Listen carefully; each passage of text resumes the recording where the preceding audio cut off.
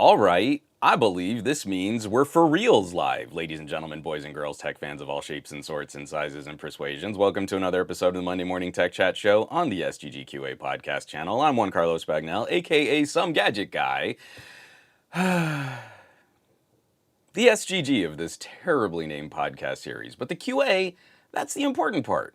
That's the part we care about because it's the question and the answers, it's the interactive conversation, and it's why we like to kick off our podcast on a Monday. I like starting this off. It gets our week sort of lined up. We're ready to go.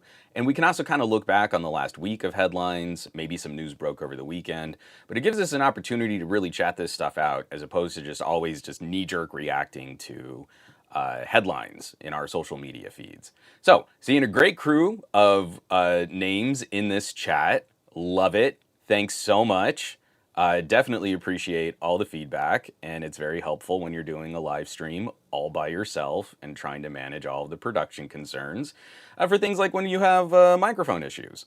Getting that feedback is vital to the creative process and making sure that we're all having a good time. So, first of all, as we like to start every podcast, as we like to jump in, I see one, Mr. Fat Produce, saying, "Greetings, Earthlings," here in the chat, and I need everyone to tell Andrew to go do something more fun than watch this podcast. Because Andrew and I, Fat Produce and I, have been, I don't know, I'd say we've been good friends. We've been good pals for, I don't know, Andrew, how long has it been now? Are we closing in on like almost 10 years of friendship? I mean, I think we're getting pretty close. But we've never met in person. And for the very, very first time in our entire friendship, Andrew took a vacation out here to California, to Los Angeles. And we spent all day yesterday hiking around Malibu Creek Canyon Park. And we completely failed in our mission to hike to the old MASH shooting location. It's everything I can do to not start humming the MASH theme song right now. And I believe this is his last morning in... Oh, Andrew's correcting me. We're not closing in on 10 years. It's more like 9-ish years of friendship. So I'm thank you for the clarification. We got to meet in person for the very, very first time. And it was really a joy. And it just really drove home like the kinds of relationships and the kinds of friendships that you build through these platforms and these services. And someone's like a disembodied username in a forum or like an icon. You know, this is like a profile picture on Mastodon. And then you realize, like, oh no, this is a person I really have a connection with, and this is a person that has been there for me through some really, really good times, some difficult times. I think we've shared a lot between us, and then it just sort of clicks one day, like I have never hung out with him face to face. And he met up with me. He got to meet Marie. He got to meet Lex. Lex is like making fun of me. Like, wait a minute, you say he's a friend of yours, but you've never met him? Like, oh no, don't make it weird, Lex. Oh, the wisdom of an 8-year-old. Oh gosh. So yeah, we had a really great day yesterday. I took him to one of my favorite restaurants out here, and we went on that hike, and it was just really lovely. I kind of needed that to just sort of help me kind of move forward too, where I've been kind of cloistering myself off in this office, and I've been an army of one for production and for video and for content, working with other outlets and a gun for hire on other gigs, and then just realizing like I know I still have enough of that like extrovert flair. I feel like I do better when I occasionally get to see other human beings. So, Andrew, as much as I love seeing you, one, in my time zone in this chat, if this is your last morning in Los Angeles, and especially because the neighborhood that you're in, I really need you to go step out, maybe go get an early lunch at that restaurant I recommended for the area of town that you're currently in. Maybe go see some sights around the studios and stuff like that. I feel like there are better things you could be doing with your time than hanging out with this podcast. You can always catch me on the replay. So don't. don't get too caught up into what's going on here. Um, oh, and Andrew, that was lovely. I was so happy to get to have a blast with you, buddy. It was a great hike. First of all, we completely failed. Like the bridge was out. We looked at where we could try to cross a stream. It was like, man, if I could jump to that pillar that's just sort of standing in the middle of this creek, I could maybe leap. No, you know what? I think we should just walk back to the parking lot. If my knees were 15 years younger, I probably could have made that leap. But it was a really lovely day. So, like I said, we've got a ton of news to get through, and this has been kind of Oh, Fat Prudence, we're gonna head to the Academy Museum today. All right, that's a good day trip for your last day in Los Angeles, especially because you're like me, you're kind of a film and film history buff. You're really gonna dig that. I just to mention this, we can absolutely talk about this, but we'll kind of save that for post news block. Dave on one is saying, "Hey Juan, have you seen the leaks of the new X100 Ultra with the new 200 megapixel, 85 millimeter periscope telephoto?" And it's none cropped tele. I don't know what that means. Unfortunately, no more 50 millimeter tele on Vivo anymore. So we're gonna. That's one I feel we can add. Sony is one of the major announcements just because of all the leaks, but more information has come out on Vivo and their strategy for an Ultra. So let's absolutely dig into that when we get to sort of more of our gadget block in the second half. I need to knock out a little housekeeping because this has been a really interesting week for trying to produce content. TK and I talked about this last Thursday, where it's been very difficult to sort of field like all of the announcements that we hit at the beginning of the year, find good momentum, and then just not like crash. We talk a lot in these kinds of podcasts and in these kinds of conversations about things like burnout and the number of channels that have sort of left the scene or aren't producing regularly or have shifted into more of sort of a sort of a quieter role than really putting out tech commentary. And I think all too often, if a channel has like millions of subscribers, they get this sort of undue they get this sort of magnified presence because of social media and because of algorithms and platforms.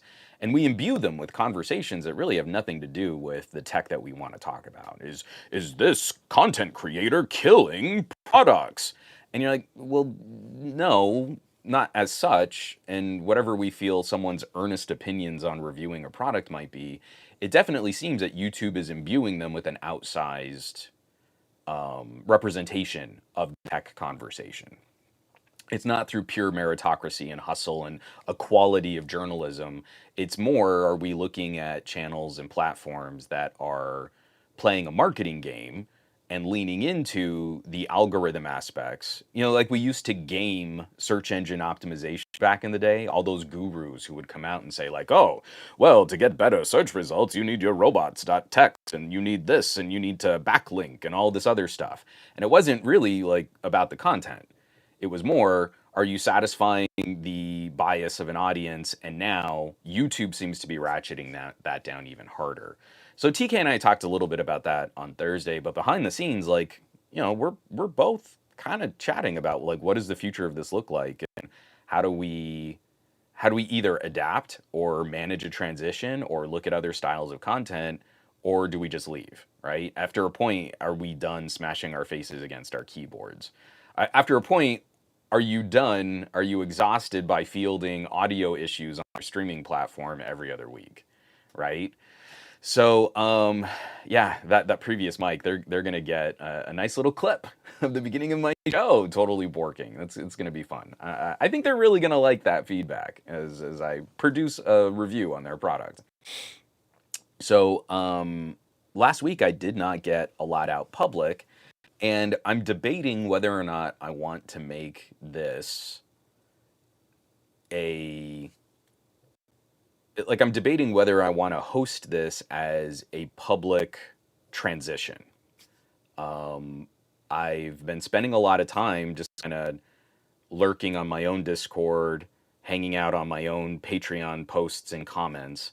And I realized, like, organically, not through any kind of design, I'm not thinking about this and walking away, but I'm spending almost no time now really fielding questions on social media. And over the last 2 weeks, I've spent very little time engaging in comments on my YouTube videos. If you followed my channel for any length of time, that is a concerning development to me.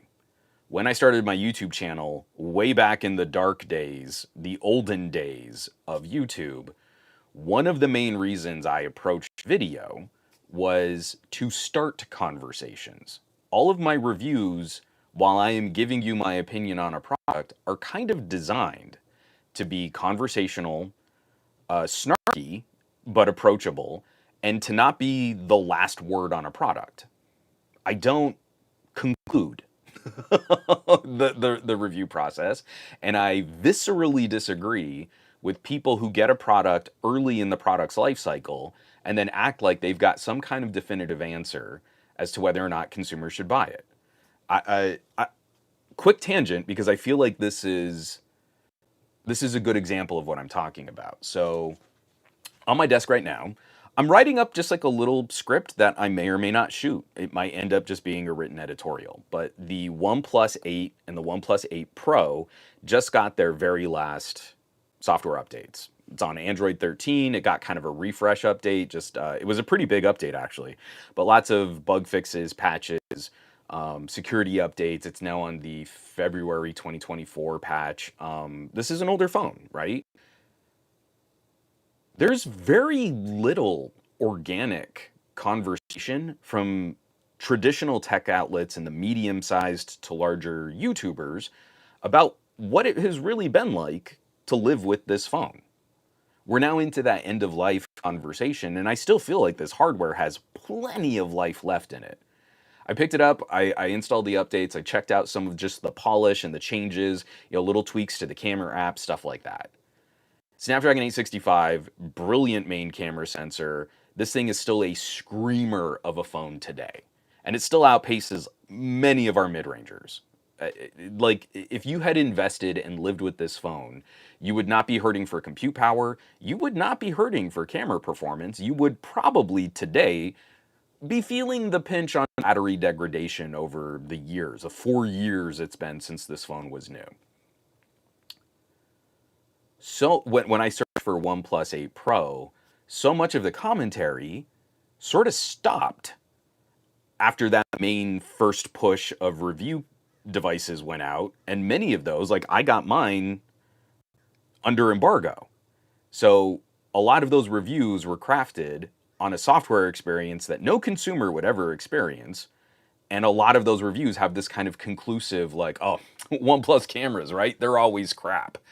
And if you passed on the OnePlus 8 Pro, then you missed something kind of special, because it was a massive turning point in how OnePlus approached photography, and it was a significant uptick. It was a significant improvement over the OnePlus 7 Pro.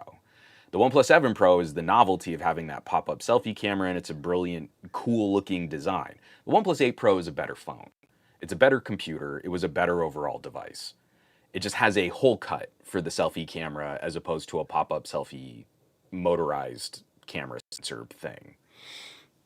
So I'm sorry, I'm kind of rambling a bit through all of this, but when I crafted those videos, YouTube was structured in a way where I would put out the video and then it was almost like a forum thread.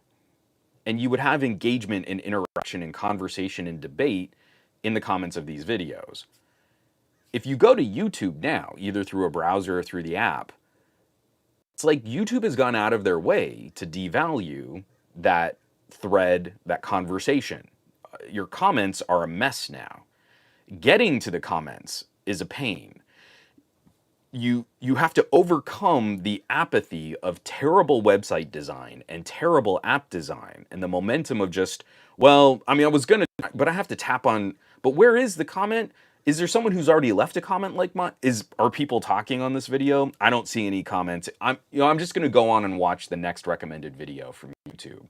YouTube is destroying what made their social media video service social.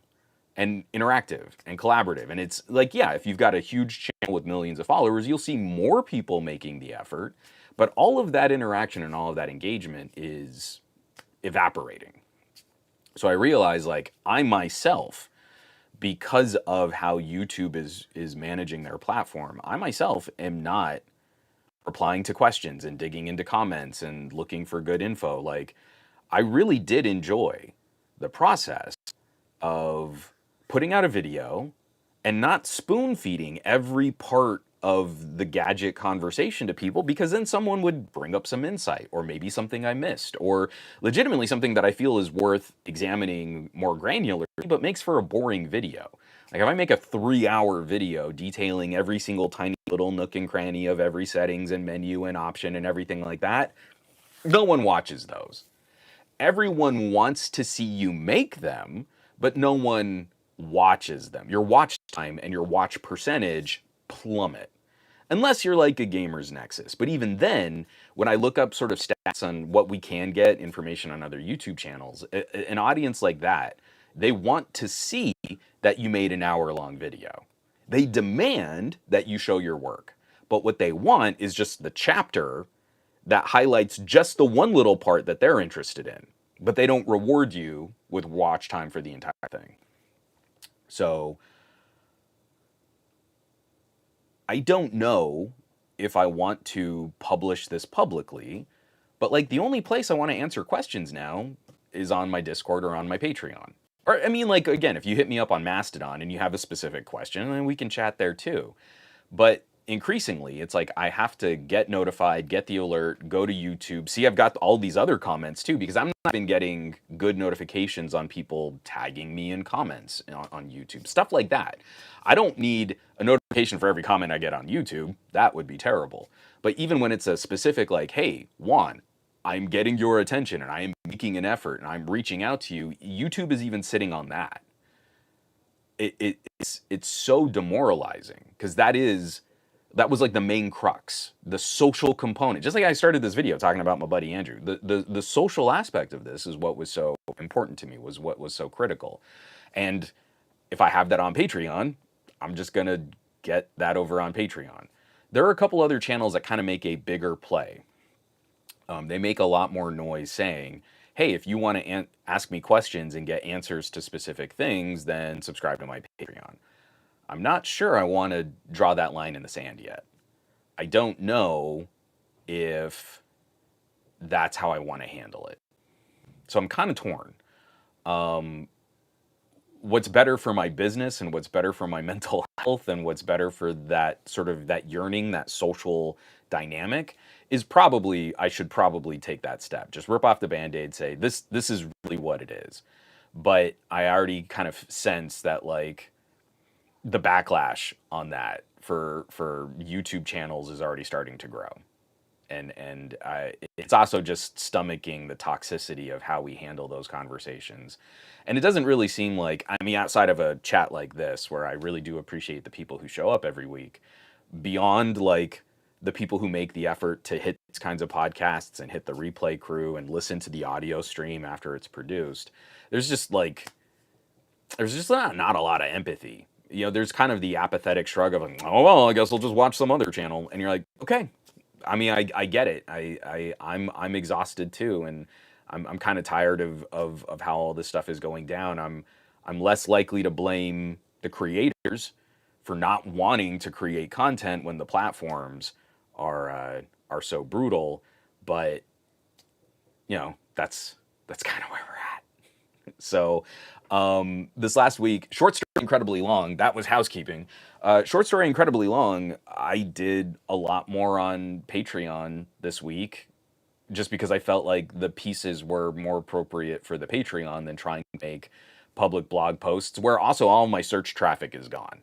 It's like my website traffic has completely died, and Google is not pointing search results to even targeted, you know, search keywords, things that I've focused on my blog or editorials that I've written that have always gotten traffic. All of that's vanished. So whenever someone would like to maybe bring up an additional antitrust and maybe a class action lawsuit against Google search, I would absolutely I would absolutely contribute my data to that. The big video that I put out this last week was an interview that I'm also going to publish as a standalone audio podcast.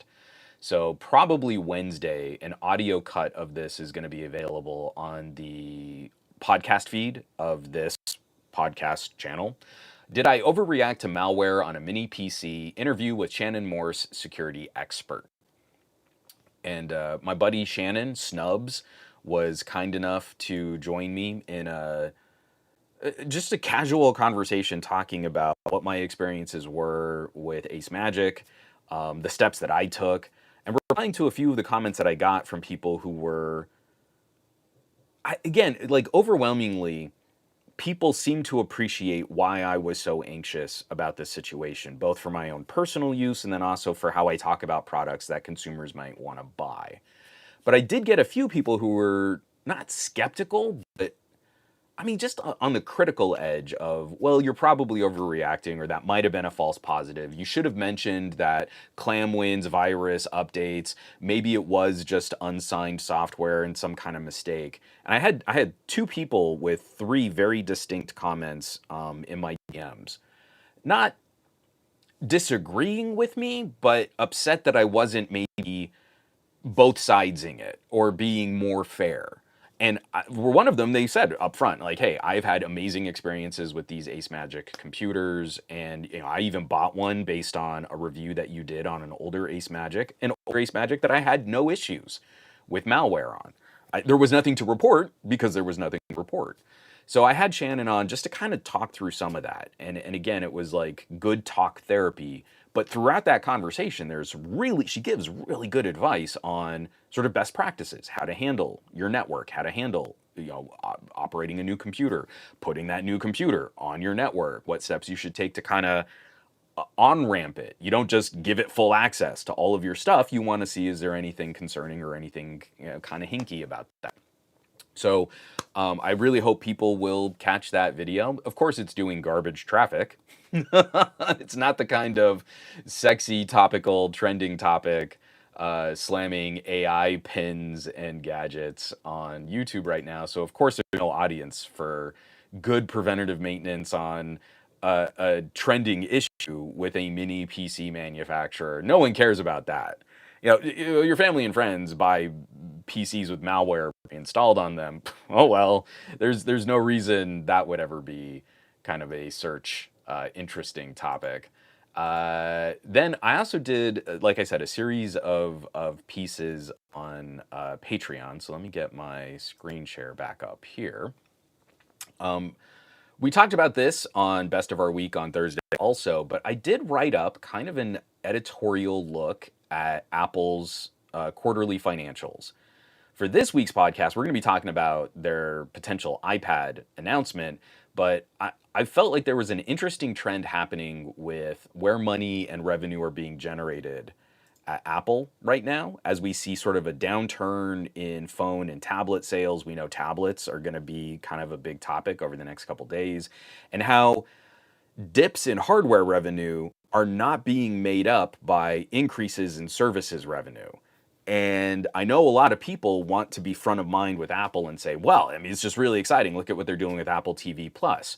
But Apple TV Plus is also spending so much money on making and procuring content that I don't believe their revenue is a healthy examination of the profitability of their services. More, if we see increases in services profits, I'm pretty sure that's coming from things like ad sales. And of course, when we talk about ads and companies like Google or Microsoft, boy, we hate ads. I can always make a video that'll get a couple thousand views, just like how to turn off the ads in your Windows start bar, Windows 11, keyword Microsoft. But you bring up ads with Apple, and for some reason that's fine. Like for some reason, but when Apple does it, it's different, and it's not different. It's exactly the same. It's Apple. They're charging companies money to advertise services in your Apple apps. So again, I wanted to kind of break down just some of my feelings on, or some of those trends that I think we're seeing play out and how Apple's business model is changing. This other one is just a rambling diatribe. I think you guys are all going to be very surprised that I wrote a rambling editorial. I'm usually so concise and so on point. This is a total a shock. This is a completely foreign territory for me. This is something I've been working on for a little bit. The title of the article is High Res Audio. Can you even hear the difference? You're probably missing the point. And from the just sort of the setup on this, heels of another friend of mine writing an article about high res audio, I felt motivated to scribble out an editorial on my experiences with audio gear and seeking out better quality digital audio. This article is honestly kind of a mess and more rambly than I usually try to write. It's a piece I've been re-editing for a while now though, so I'm going to leave it here in its messy state and hopefully folks will be able to glean what I'm trying to say as inelegantly as I'm saying it here. And I'm just kind of tired of this tech review trope that if you want an article that kind of confirms a lazy audience bias, every couple of years you can put out a series of like, I did a listening test and I totally couldn't even hear the difference between MP3 and high res. It's all just snake oil. And that kind of, especially when you produce a listening test for an audience and like, it's likely that you're talking to people who are going to be listening on 4-year-old MacBook speakers. You're not in earnest trying to contribute good information to an article like that. So that article, I just read a preview sort of explanation block, editor's note at the very beginning of that. It's like 3,000 words. It's a lot as I'm kind of breaking down my history working with it and why I sort of worship at the altar of audiophile. I feel more people should. And I feel people should care about what they consume and how they consume it. And they should do so in a way that's healthier for them. And I think they would be happier. I think they would be healthier later in life. And I think it's also, if you're in any kind of media or content or creation or any kind of professional edge, it's also just better for you. So I break down a number of arguments in all of that, like the aesthetic, the artistic, and then also the professional. So it was a lot. It was 3,000 words. Kapakash, Juan, rambling, you don't say. And lastly, this one I actually might cut down just a little bit and put this out public too. My mouse is being so funky right now. All right. I probably have malware from a mini PC on my system. OnePlus 12 camera conclusion, OnePlus open cameras for less cash. So I did a short camera review for the OnePlus 12, which on a channel like mine, a short camera review is around 11 minutes long. And I did not do the full camera deep dive. Where is my phone? I did not do the full camera deep dive for my OnePlus 12.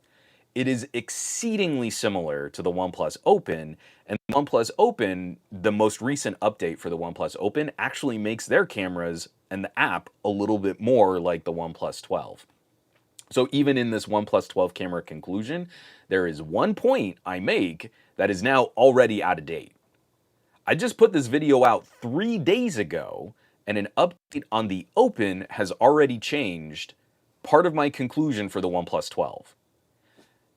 And then you go back and you watch reviews on phones like the OnePlus 8 Pro, and they're like, well, 2 weeks before people can buy this phone, it's not as good as an iPhone. Months into owning an Open and owning a OnePlus 12, I finally produced a camera conclusion on the OnePlus 12, and 3 days later, an update has already changed part of what I talk about in that video.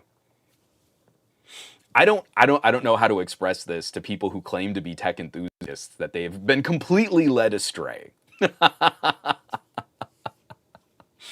It's just like, no matter what kind of quantity, quality, what I wait for in updates, I always wait for patches before I do these like camera deep dives. And then it's almost like clockwork. As soon as I finally finish producing that content, something else arrives that changes part of what I've been trying to discuss.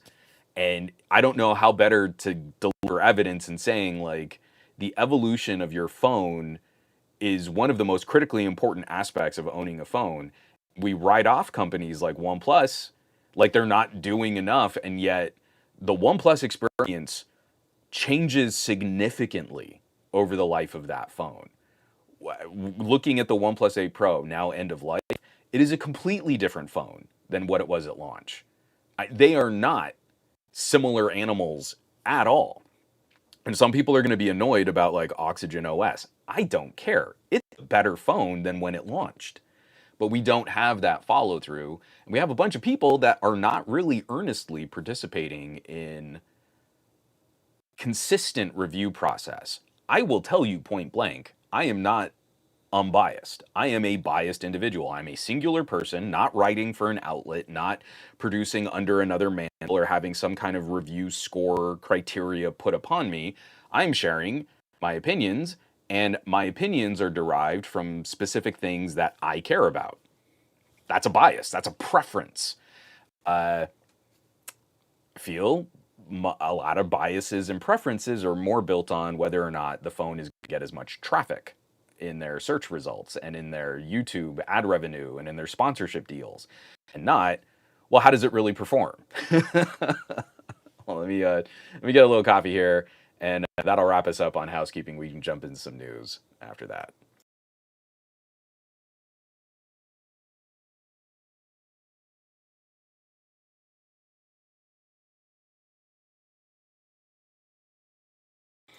All right. So, yeah, that was a lot of rambling housekeeping. All of the stories, all of the links, everything that we're talking about from my Patreon posts, the somegadgetguy.com post, YouTube videos, and then also all of the news links that we're going to share are going to be available on this week's show notes, somegadgetguy.com.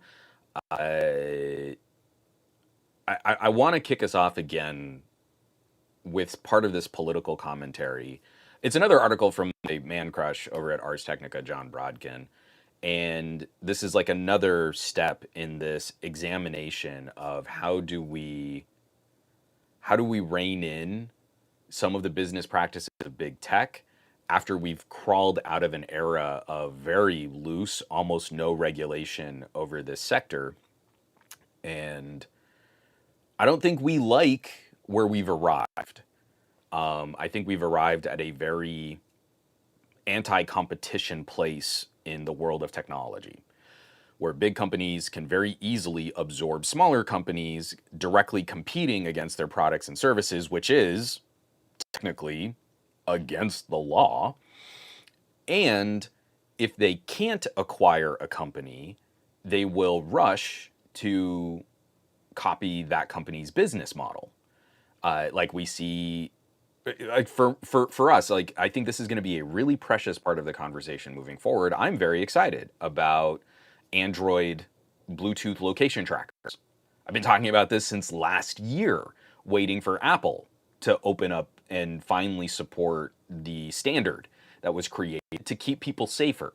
Apple sat on this update for the iPhone because they have had no competition for AirTags.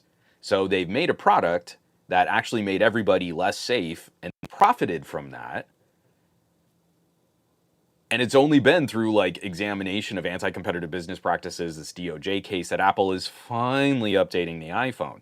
The iPhone has been less secure because Apple has not updated for this location tracker notification.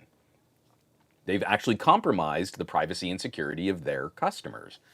And so now we in Android land are going to get a better network of devices to play with. I'm talking to folks at Chipolo and Pebblebee, but I'm going to be very anxious to see this business model was created first by companies like Tile, and Samsung had their own system of making these little tags that could track different products. Chipolo and Pebblebee have also released their own sort of networks, and Apple gave themselves preferential treatment. They gave themselves resources that they would never give to Tile, right? So if you have the Tile app on your phone, you can let the Tile app communicate with different devices and products and submit location data to the Tile network. Well, that's a much smaller group of people than everyone who owns an iPhone, an iPad, or a Mac. So Apple just built Tile's network into their own Find My Device strategy and gave themselves unlimited access to anyone who sort of casually opts in to that location tracking, which is a lot of people. And I feel like Google is kind of doing the same thing. At some point, I believe Tile has a case to say, hey, these companies sort of ripped off our business model and gave themselves special access to things that they would never give us. That is an unfair competitive advantage in apps and services for different phone platforms and different computer platforms. So, let me get this out of the way here. Sorry. Short story, incredibly long. We are wrapping up kind of an incredible first case from the DOJ going after Google and commenting on Google's business practices and the sort of relationships that Google has with apps and developers. So I've got two links here that I want to start us off with. I'm going to cue this up. And Jojo the Techie, this is exactly kind of what I'm talking about. Jojo says, I believe Tile has declined to create trackers compatible with Google's Find My Device network. To me, sorry, I'm going to click out of screen share here for just a second. To me, I feel Tile could then make an argument to an attorney general at a state level or to regulators at a federal level to say, we made this sort of business model. And now our business model has just been absorbed by Apple and Google. At some point, a regulator would have to say, well, we think maybe that's not okay. and it sucks because, like, on the one hand, I don't know what a better solution might be. If you want better location tracking services, you've got to have a population of people contributing information to that network. But on the other hand, it's like, well, we got to be tired of Apple just ripping off smaller app developers. Like, how do we fix that? So, yeah, and Joseph, absolutely. If Tile doesn't support it, they are dead.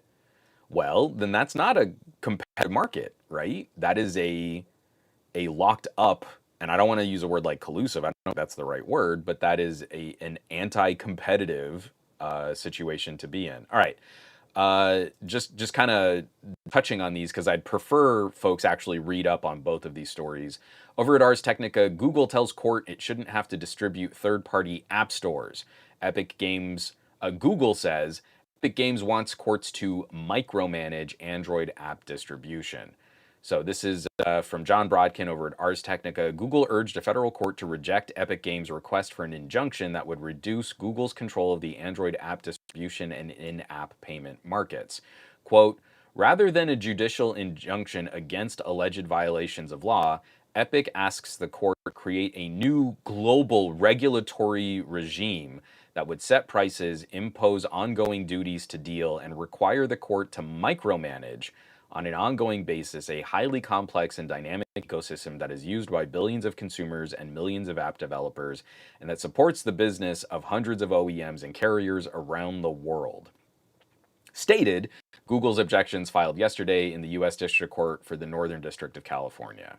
So this is going to be a tough fight for Google. Right now, the sort of regulatory feel in the air that we're seeing right now has been hypercritical of the big company's business practices. And nowhere is that more apparent than on the search side of this, where sorry, this is a video, so I'm not going to play the whole video, but I also, like I said, I want folks to see this stuff. Go read the article from John Brodkin over at Ars Technica. And then also, this is an Associated Press video. Federal judge hears closing arguments in the Google antitrust case. So we're seeing multiple actions. We've got the Northern District of California revisiting the relationship between Google and an game developer, game store like Epic. This has always been curious to me why there's been so much pushback from Google for these types of alternative app stores. We had the Humble Bundle game store. There's no reason why Steam couldn't put out games, Android apps. Now, Netflix is kind of a game service, but it still houses the individual apps on Google Play. But we've had other solutions, like I still load F-Droid. F-Droid is an open source platform community of developers, and you can find really cool little applets and services that are open, like free open source software. And they're updated through F-Droid. They're not updated through Google Play. And I know a lot of people try to act like, oh, but security and oh, you're going to get malware. But you kind of have to go out of your way to find shady repositories and find like, oh, this is a cracked game. Well, that's a terrible idea. It's a terrible idea on Windows and it's a terrible idea on Android. So maybe just don't do that and you'll be much better off with fighting malware. So, this most recent DOJ case, though, this federal case, is very interesting as it pertains to search because I don't feel Google's lawyers have done a great job of arguing on behalf of Google search and services. If the argument from Google is we're the best, we exist as the primary search engine for all of these products and all of these compute platforms because we genuinely give the best results to consumers searching on Google. They've done a terrible job of supporting that argument when it's also been disclosed that Google has these revenue deals with all of the manufacturers that use Google search. And they've done an even poorer job of supporting that argument when a revenue deal for an Android manufacturer is like half of the revenue deal that they have with Apple. So Google has entered into an unfair or disproportionately beneficial business relationship with Apple. Again, I am not a lawyer.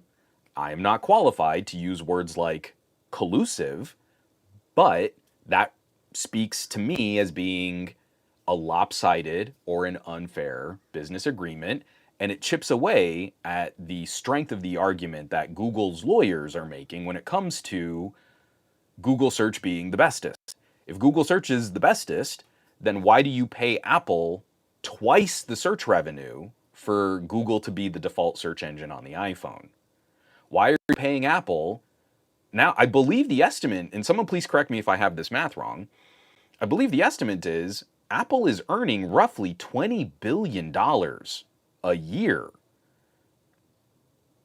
by making Google the default.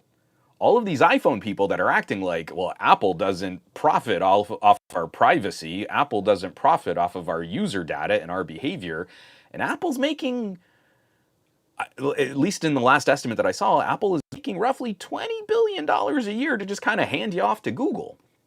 So if you're an Apple fan, if you're an iPhone fan, I would be concerned about that business practice if you've made a choice to say, well, I don't want Google doing all this stuff to me.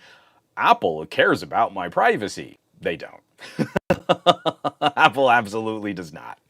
So it's a pair of articles, it's a pair of stories that are detailing the relationship that Google has as a platform, as a search provider, and as a distributor of software with the companies that advertise on their platforms and the companies that host the software that you can download, install, consume, buy, et cetera, et cetera, et cetera. And this, to me, it's such an important part of this conversation because for some reason, consumers and even tech enthusiasts have compartmentalized the phone as being something structurally different than a laptop or a desktop. If you bought a new Windows PC and Microsoft got in your face and said, you have to install your software from the Microsoft Store, would you stick with that PC? I would not. I would go and I would install a Linux distro on that PC. I would work with all of my family and friends to make sure that they were not buying computers that were that restrictive in how you sourced, installed, and updated software. That would not be okay. For some reason, that has become the business model of the smartphone, and we've all just sort of accepted, oh, well, yeah, I mean, if you buy an iPhone, you have to get your apps through the App Store. That's why you have to pay Apple 30% just for access, just so developers can access the people who use iPhones. And if you replace Apple and iPhone with Microsoft and Windows, you would never entertain that kind of conversation. You would immediately mock that situation where, what do you mean I can't install any software that I want to install on my laptop? But we don't think that way with phones. A phone is this appliance, this TikTok streaming commodity appliance. And in the marketplace of ideas, we've just sort of lost the ground on that fight. So now we're making up for it, and we're seeing some really brutal arguments coming out of court cases, class actions, these DOJ actions. And I feel like the entire structure of how we do business on mobile is being re-examined. I hope we come out the other side with at least some better consumer protection, some better consumer buffers. It doesn't mean we need to fundamentally, dismantle an app store, like Google Play or the Apple App Store, but it means that we need to re-examine the pocket computer is a computer. And if you choose to install software on that computer, you should be able to go and buy that software directly from the manufacturer, directly from the developer, get it supported directly from the company that puts out the updates.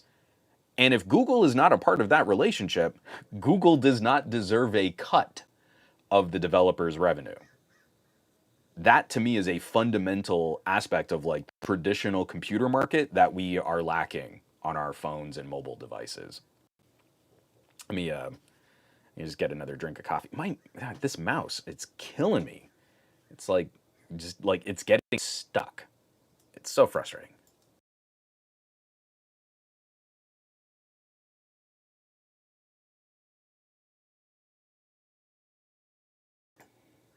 Yeah, Dr. Claw, I use F-Droid for Fennec and no phone spam.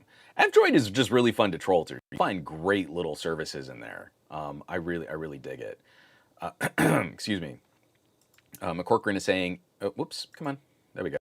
If it has open source code, there's no profit motive. So people who write open source software still want to make money on their software, but often it's more donationware or like in corporate Linux distros, it's about paying for support, deployment and maintenance and stuff like that. But there's a reason why open source still continues to generate interest and discussion, and that is a viable business model that people could consider. And Awesome McCorcoran, this is hilarious. Google's argument seems to be about its size, which actually works against it in this context. It's like, we're not a monopoly, we just dominate search, and we pay people to include us as the default search engine. It's like, they're not even trying to say the quiet parts quietly. It's like they're saying the quiet parts up front and out loud. And this is like, again, we've heard of like, people have brought up phrases. I'm not coining this phrase. With banks, it was too big to fail. Well, with tech, it seems too big to care. And there's an apathy. Apple operates in this hyper corporate shareholder investment strategy, which just seems like Apple is too big to really care about the people who buy their products. They care about their shareholders, they care about their stock price. And similarly, when we talk about the executive leadership at Apple, the executive leadership at Google, the executive leadership at Amazon, these services are not improving for end users. These companies are acting like they're too big to care. And that means they don't have competition. And if they had competition, they would be more anxious about providing products and services that actually meet our needs and improve over time, as opposed to us constantly feeling like we're getting ratcheted for better monetization. Um, I want to. So I've got one other just sort of like tech social media story. We don't have to spend a lot of time on this. I just think it's kind of interesting and sad. I've never been a fan of Jack Dorsey, but we shared this around on the Discord on first. This is where I caught it. Was Jack Dorsey departs BlueSky board. BlueSky's most oh, sorry, this is written up by Anthony Ha over at TechCrunch. BlueSky's most prominent backer has left its board. On Saturday, Jack Dorsey posted on X about grants for open protocols from his philanthropic Start Small initiative. This prompted someone to ask Dorsey if he was still on the BlueSky board, and he responded with a terse no. Dorsey did not answer any of the follow-up posts asking him to explain his departure. Instead, over the last couple days, he's basically just ratcheted everything down. He's deleted almost every other social media presence that he currently has. And he's now just a member of the cult of Freeze Peach over on Twitter. And that's it. It's just really sad. I've never been a fan of Jack Dorsey. I felt like he's always had an agenda that runs counter to sort of the proposed claims of what he's trying to create for social media platforms. One of the biggest obstacles for me embracing BlueSky was the fact that this was a Jack Dorsey joint. I did not trust that his intentions were honorable with BlueSky, but now that he's gone, I'm kind of feeling like I can take BlueSky more seriously. Just as BlueSky has started to open up this protocol where people can plug in other social media style services into the BlueSky network, that's when Jack Dorsey leaves and then starts this whiny baby, take my ball and go home. Well, guys, if you really want free speech, you've got to go over to Twitter. They platform fascists over on Twitter. That's what you need. You need the free speech. So it's just a kind of a hilarious turn of events. I want to share this. This is from BlueSky and the current official BlueSky account. We sincerely thank Jack for his help funding and initiating the BlueSky project. Today, BlueSky is thriving as an open source social network running on at Proto, ATPROTO. I don't know if that's how you say it. The decentralized protocol we have built. With Jack's departure, we are searching for a new board member for the BlueSky public benefit company who shares our commitment to building a social network that puts people in control of their experience. More to come. And it's like a kind of a killing with kindness, but a hilarious, snarky little, well, Jack's gone. Who wants to jump in? Is anyone, you want to come join us now? We've got the opening on our board. It was everything I could do to not reply to like stories again on like Mastodon. Jack Dorsey is leaving BlueSky. And I actually had to stop myself from just a reply comment, and nothing of value was lost. I find it. Sorry, let me take a drink of water. This is just cracking me up.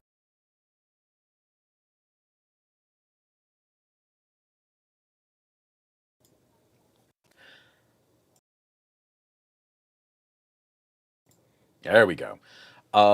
Yeah, nothing of value was lost. I just I don't know how other people feel. I am so tired of sort of spoiled rich people who have kind of found some success or stumbled into some interesting projects. But then acting like I feel like someone like a Jack Dorsey is starting to believe his own mythology surrounding himself as a brand, right? I don't really have a good way to describe this kind of self-involved idea. To me, it's almost kind of like a tech narcissism. But those words are inadequate to fully describe what I feel is kind of the mechanism at play. But you're sort of a part of creating the Twitter that we sort of experienced and understood as being this in the moment microblogging service. You leave and you start this other project, and then you leave that project to go back, and the Twitter that you go back to is a poor shadow facsimile of what it was when you originally left. So I don't know. Oh, Dr. Claw, again, I mean, just like clawing and scratching for any kind of relevance. Dr. Claw says, Jack Dorsey showed up tweeting this weekend over Kendrick versus Drake. It's a trending topic, and I too am topical. Pay attention to me, for I am Jack Dorsey. It's just so thirsty. It's just, man, you know, there's so many other things that we could be like paying attention to and doing better about, and Jack Dorsey doesn't seem to be really contributing much to this overall situation. So I can now delete this TechCrunch tab in my browser. I also feel like we probably should bring this up. Who wants to talk about funky little AI products, right? Like, y'all are wearing your AI pins with your Rabbit AI virtual assistants, right? Is that we've all gotten rid of the smartphone because the phone is an old device that has a screen, and it's demonstrated a practical disruptive computing solution, and it's disrupted camera sales and media player sales. It destroyed the MP3 market and the point and shoot camera market, and it can in some ways. Some people were saying, Pakistan is saying for later discussion, are there any laptops with enough power delivery to sustain or even charge the Steam Deck? Well, I mean, laptops came from this idea of turning our phone into a computer. So all of that's gone now, and you have like a little pin on your shirt that projects information into the palm of your hand, or you hold up this little square and it's got like a little hardware button on it so that you can just talk to AI. That's what people are doing these days, right? Well, the Rabbit is an app. There was no elegant way for me to manage that transition. I need to bring this up here from my buddy Michelle. Come on. Rabbit R1, a thing that should just be an app, actually is just an Android app updated. So apparently, the Rabbit R1 is this tiny little Android powered device, and the Rabbit software is kind of just an APK that you can rip from this AOSP product. And folks seem to be fine loading that APK onto a traditional Android device, an Android phone or tablet, and then you get the Rabbit experience in a phone. So I am not super bullish on this consumer facing business model for AI. But I feel Rabbit, and what was the pin? Was it Humane? Was that the company that made the pin? This is part of the reason why I'm not super bullish on consumer AI as any kind of disruptive growth business model for tech.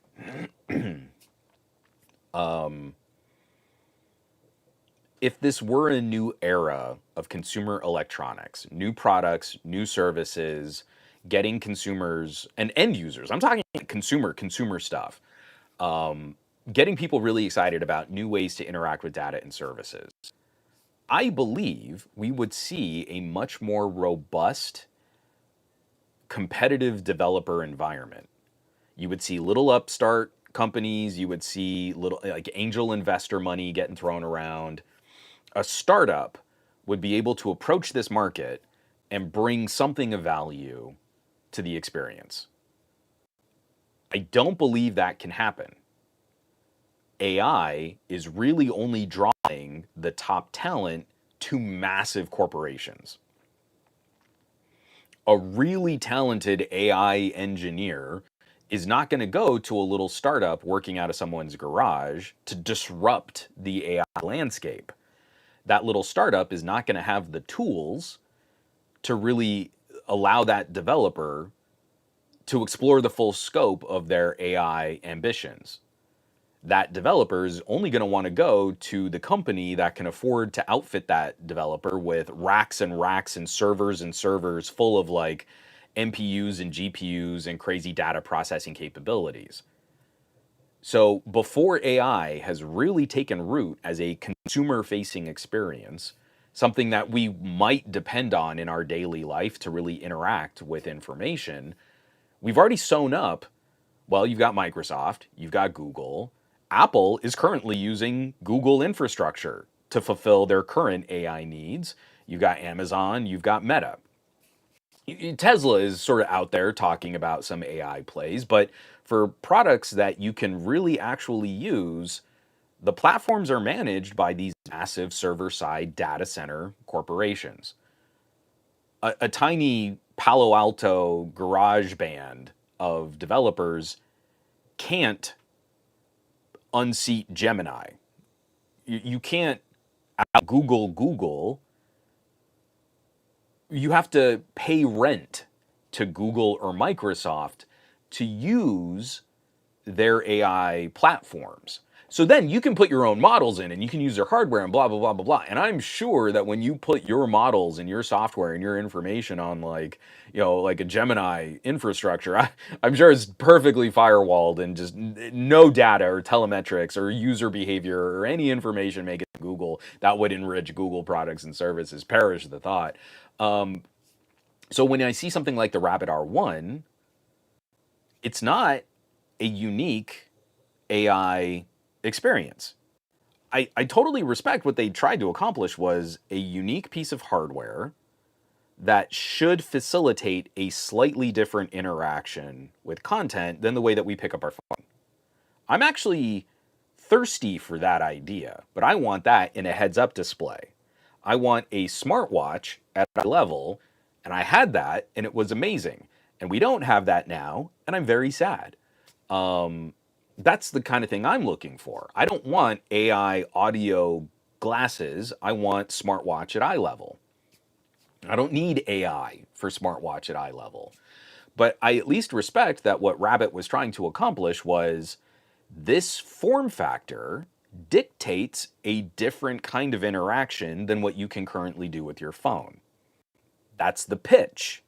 That was the claim. The claim has not proven true. I respect the marketing initiative and I respect the desire, because I think a lot of people out there are looking for some kind of post-smartphone experience. That's not what was really delivered when you can rip off a very simple piece of software from the hardware and put that on any other hardware, and it seems to replicate that experience. So you've not created an actual unique interactive exchange. But I think it speaks to the fact that we really want these things. So I know, like, I kind of went off on a little bit of a tangent sort of earlier in the podcast talking about like massive YouTube channels. Like someone who's coming out and saying like, oh man, the Humane Pin, it's a completely unusable device. And oh, the Rabbit R1, just another gimmick and it's totally could be an app. And we then sort of sidetrack the conversation like, are these YouTube influencers killing these products?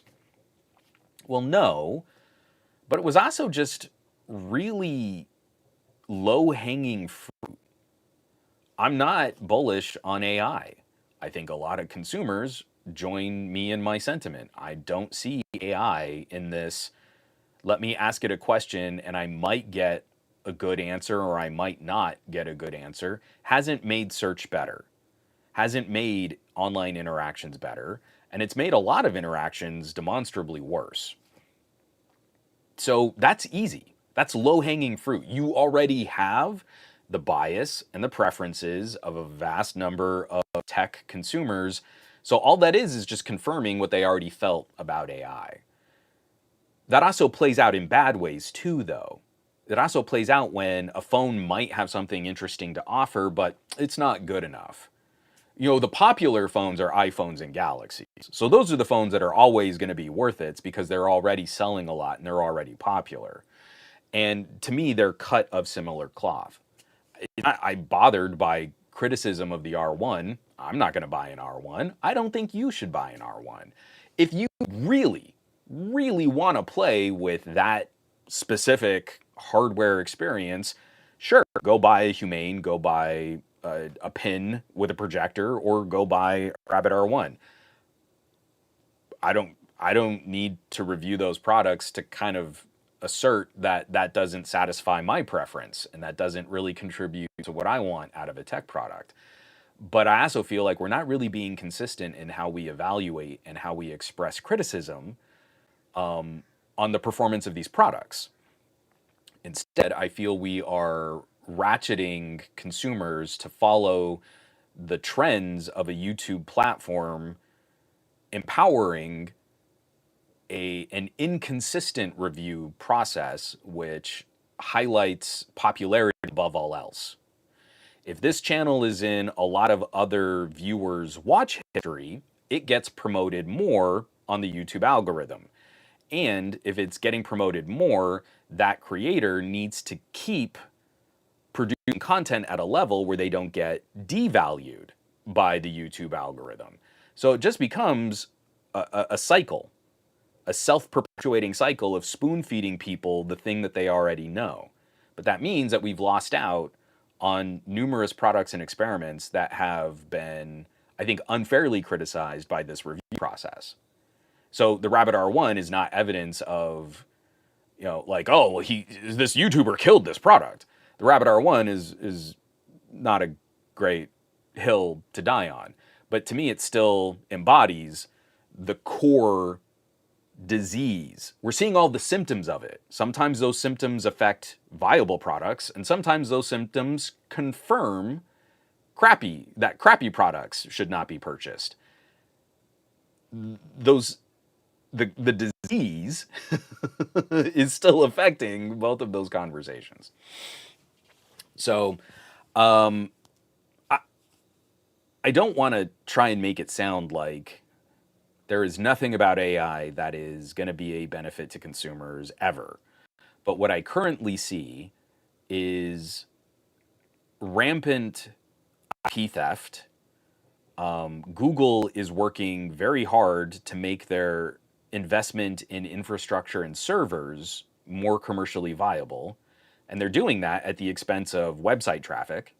So they pull all this information from the internet, and then they deliver that information on their own platforms, and they start to highlight search results for other things like Reddit, where Reddit has seen this skyrocket in traffic shortly after Google started paying Reddit millions of dollars a year for access to their information.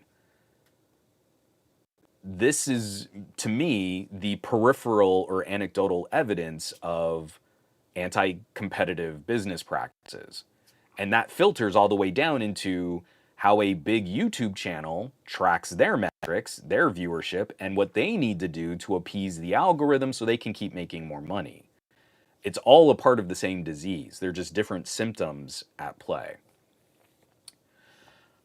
Rabbit R1 was not a good example of what AI might bring. I don't think advanced language learning models are going to be sexy, exciting products for consumers.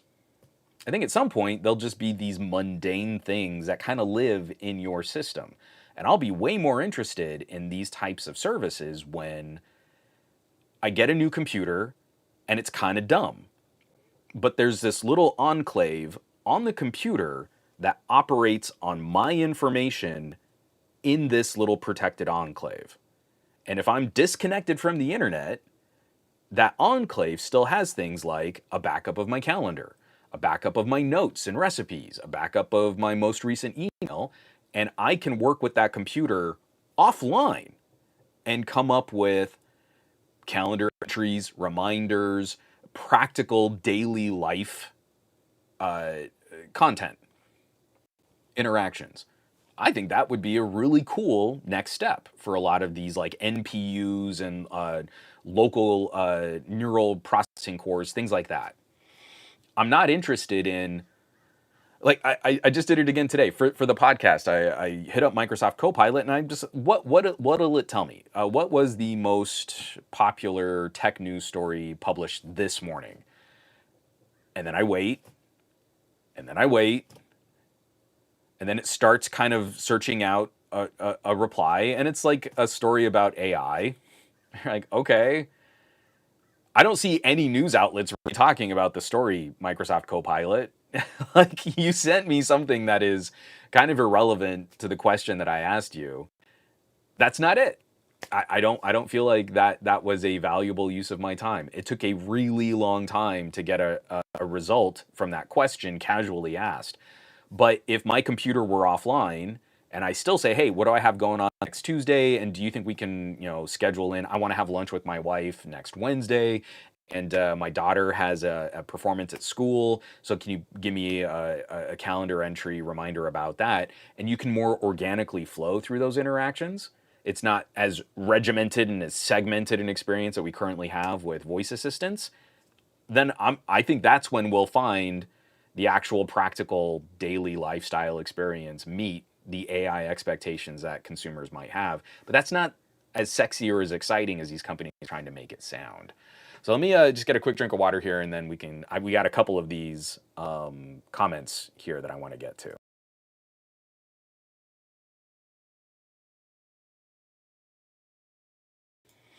Yeah, Michael Corcoran, exactly. We are in total agreement. We are already benefiting from AI. It's just this excessive consumer push for these generative language models are so disappointing and overhyped. And every time now I see like Sam Altman in the news, I'm like, it's fake. Oh, we got some other people here kind of chatting. Let me just kind of scroll back right now. From Kapakash, that's why I laugh at people that say how Apple AI will be all on device. I'm like, keep believing what Apple says. Because again, it's like, they're paying for Gemini right now, guys. Like, that's not, it's not, okay. Yeah, sorry.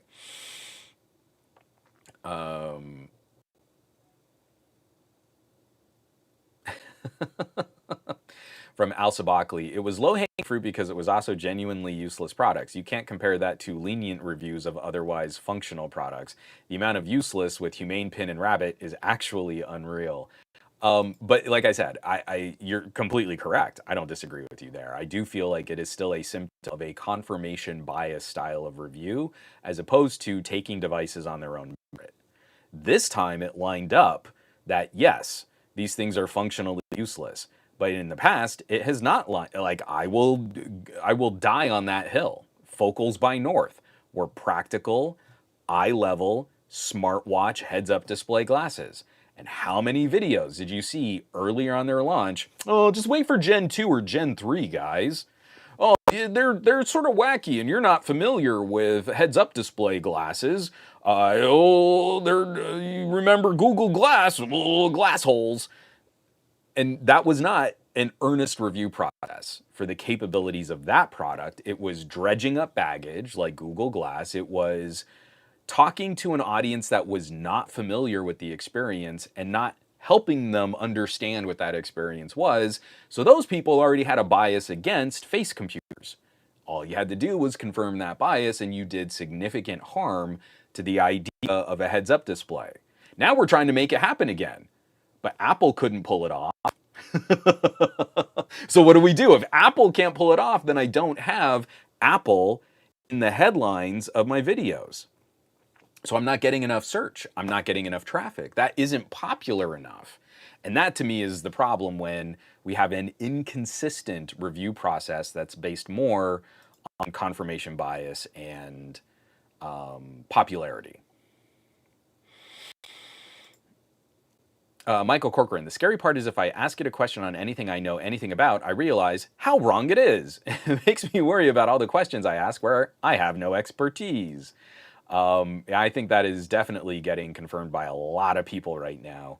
Because there were also things like the books that people were trying to publish based on AI writing things about like one of the early stories, and I bet you that this has gotten better, but one of the early stories I think was like a foraging guide, like how to forage for food, a survival guide, and it was like published on Amazon, and then it was realized like, oh, this is AI, and it's all fake, it's all garbage information, and some of it, like if you can even find the plants they're talking about, would like instantly kill you.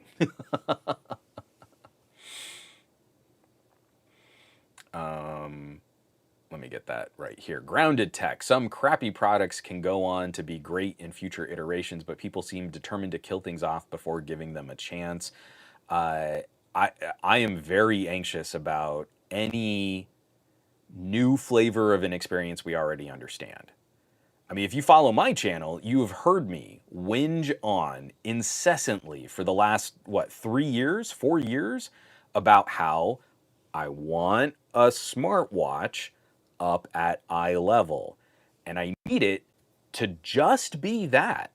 Notifications, short pieces of information, glanceable things that come in, and rich notification reaction support, so that I don't have to look down at my watch and break eye contact with you. The organic experience of just living in the world and having access and awareness of pieces of information in my digital sphere of influence was only satisfied by Focals by North. And again, before it, I didn't spend nearly as much time on Google Glass. But again, of a similar kind of experience, just Focals were so much more discreet. Well, that's a little unfamiliar. So again, it's easy to dig a grave for that because not a lot of people have experienced it. So because a lot of people haven't experienced it, you can poop all over it and people nod along. Oh, and see, they didn't even succeed. The Focals business model, well, that wasn't viable. So I guess it just wasn't ready for prime time. And I'm telling you, it was the single best smartwatch style experience I've ever consumed. It was faster. It was more discreet. It had amazing speech to text and reply capabilities. It was fun. It put information in the most accessible way for me to interact with it. And you should all be sad that you don't have it. I am sad that I got to play with it and it no longer exists. If you didn't get to play with it, you really missed out on something special. But, you know, they were kind of expensive, I guess. I don't know. That's hard to say. Oh, Nick Gay. Juan seriously needs to do a call-in show because this is a conversation I want to be a part of. So I am trying to fix. So for April Fools, I had everything set up and I did a test run of it and it worked brilliantly. And then on the day, I tried to do a live stream where we could make this more of like a Clubhouse style conversation. People could like, come to the stage and share audio and stuff, and it all broke. So considering how many meltdowns I have over audio anyway, it was pretty bad. JGJ, I want AR subtitle glasses when I don't understand certain languages. You could have had them. Focals by North would have worked great for that kind of, again, putting information up at eye level and having a translation layer. Would have been awesome. You could have had that 4 years ago. You can kind of do it now with like the wearable displays that, like I show off the Rokids, like here are my Rokid Max. You can kind of do some stuff like that with sort of screen sharing and mirroring, and sometimes you can do like an app that plugs into it. The problem is that now you've got it on glasses like these. So these are the TCL Ray Neo X2. And no, this is a hard pass. This is a hard pass for me. It has an AR translation app built into it. I'm not wearing these. Look at how much they're depressing the tops of my ears. Like that's uncomfortable. I just put them on my skull. These are already uncomfortable to wear. Let alone, will I try to make it through a significant part of my day with this on my face? And if I could have just gotten these displays in the focals and the focals frame, which were a little bit more nose heavy, but they didn't have all of this extra like baggage on the back of my skull too, you'd be better off. If we had had 4 years of iteration on the focals by North, we would have all these things that people talk about. Real-time language translation, we'd have turn-by-turn directions. The walking directions on the focals were awesome. So you'd get like these arrows that just kind of guide you. Oh, it's time to turn left. Okay. They were incredible. We had it. It was real. But, oh, I don't know, guys. Maybe wait for Gen 2 or Gen 3. They're just not ready for prime time. Maybe Google will buy them out and then kill that project. That's what we need.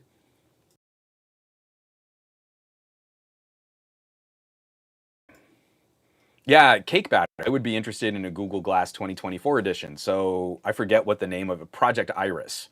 Read up on Project Iris because 2 Google I/Os ago, they showed very simple, sleek frames. Google bought out the North team, the Focals by North team. And we were going to get, one of the main things that they were showing was real-time translation, just in this waveguide optic glasses setup. And then we started getting all the big news about Vision Pro, Apple's mixed reality headset. And Samsung convinced Google that if Google wanted to make an operating system for glasses, Samsung did not want Google engineers to also be working on their own hardware. So they killed Project Iris. And instead, they opted for Samsung's design on a headset-like system, which has still never come to light. Because Vision Pro, Apple's mixed reality headset, isn't really taking the world by storm. So Samsung making a poorer version of Apple's mixed reality headset is not engendering a lot of excitement with techies. So we lost it.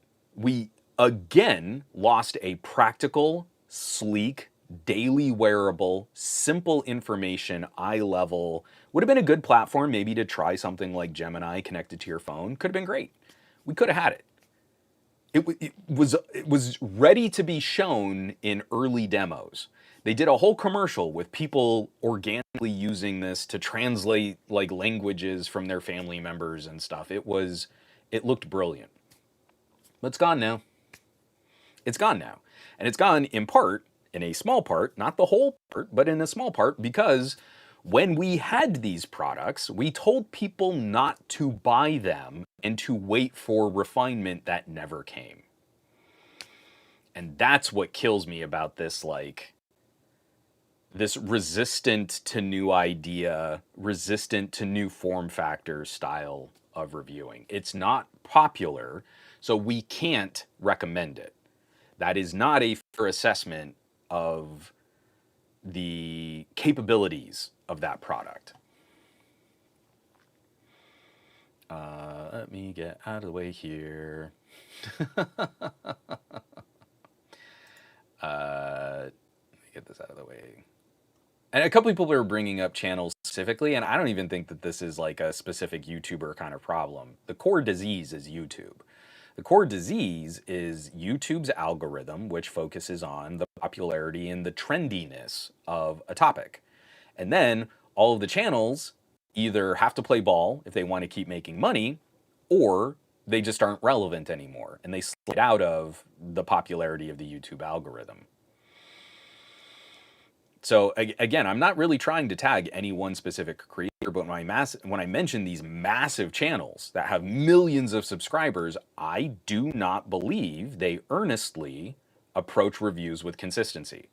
I believe they look at what is the expected reaction from our audience, and if we cater to that audience's bias, then we'll also get outrage traffic from people who do like this product or service. So it works on both sides. If there's a tiny group of people that loved the Focals by North, they got outsized impact from that small community from people being upset at their reviews, degrading the product. You can't win if you are constantly fighting the YouTube platform for that kind of search bias. Grounded tech. Those look super uncomfortable. From Ali, those glasses are just missing the giant nose to be joke glasses. I am so sad. The Ray Neo X2 were high on my list as like some of the most important product to review in 2024, and now I'm so deflated. I don't even want to make a video about these. I did a first impressions on the Patreon, and maybe I'll just publish that first impressions with like a little bit of a tune-up as a public article. But there's already like no interest in these glasses. The videos have already kind of died on social media.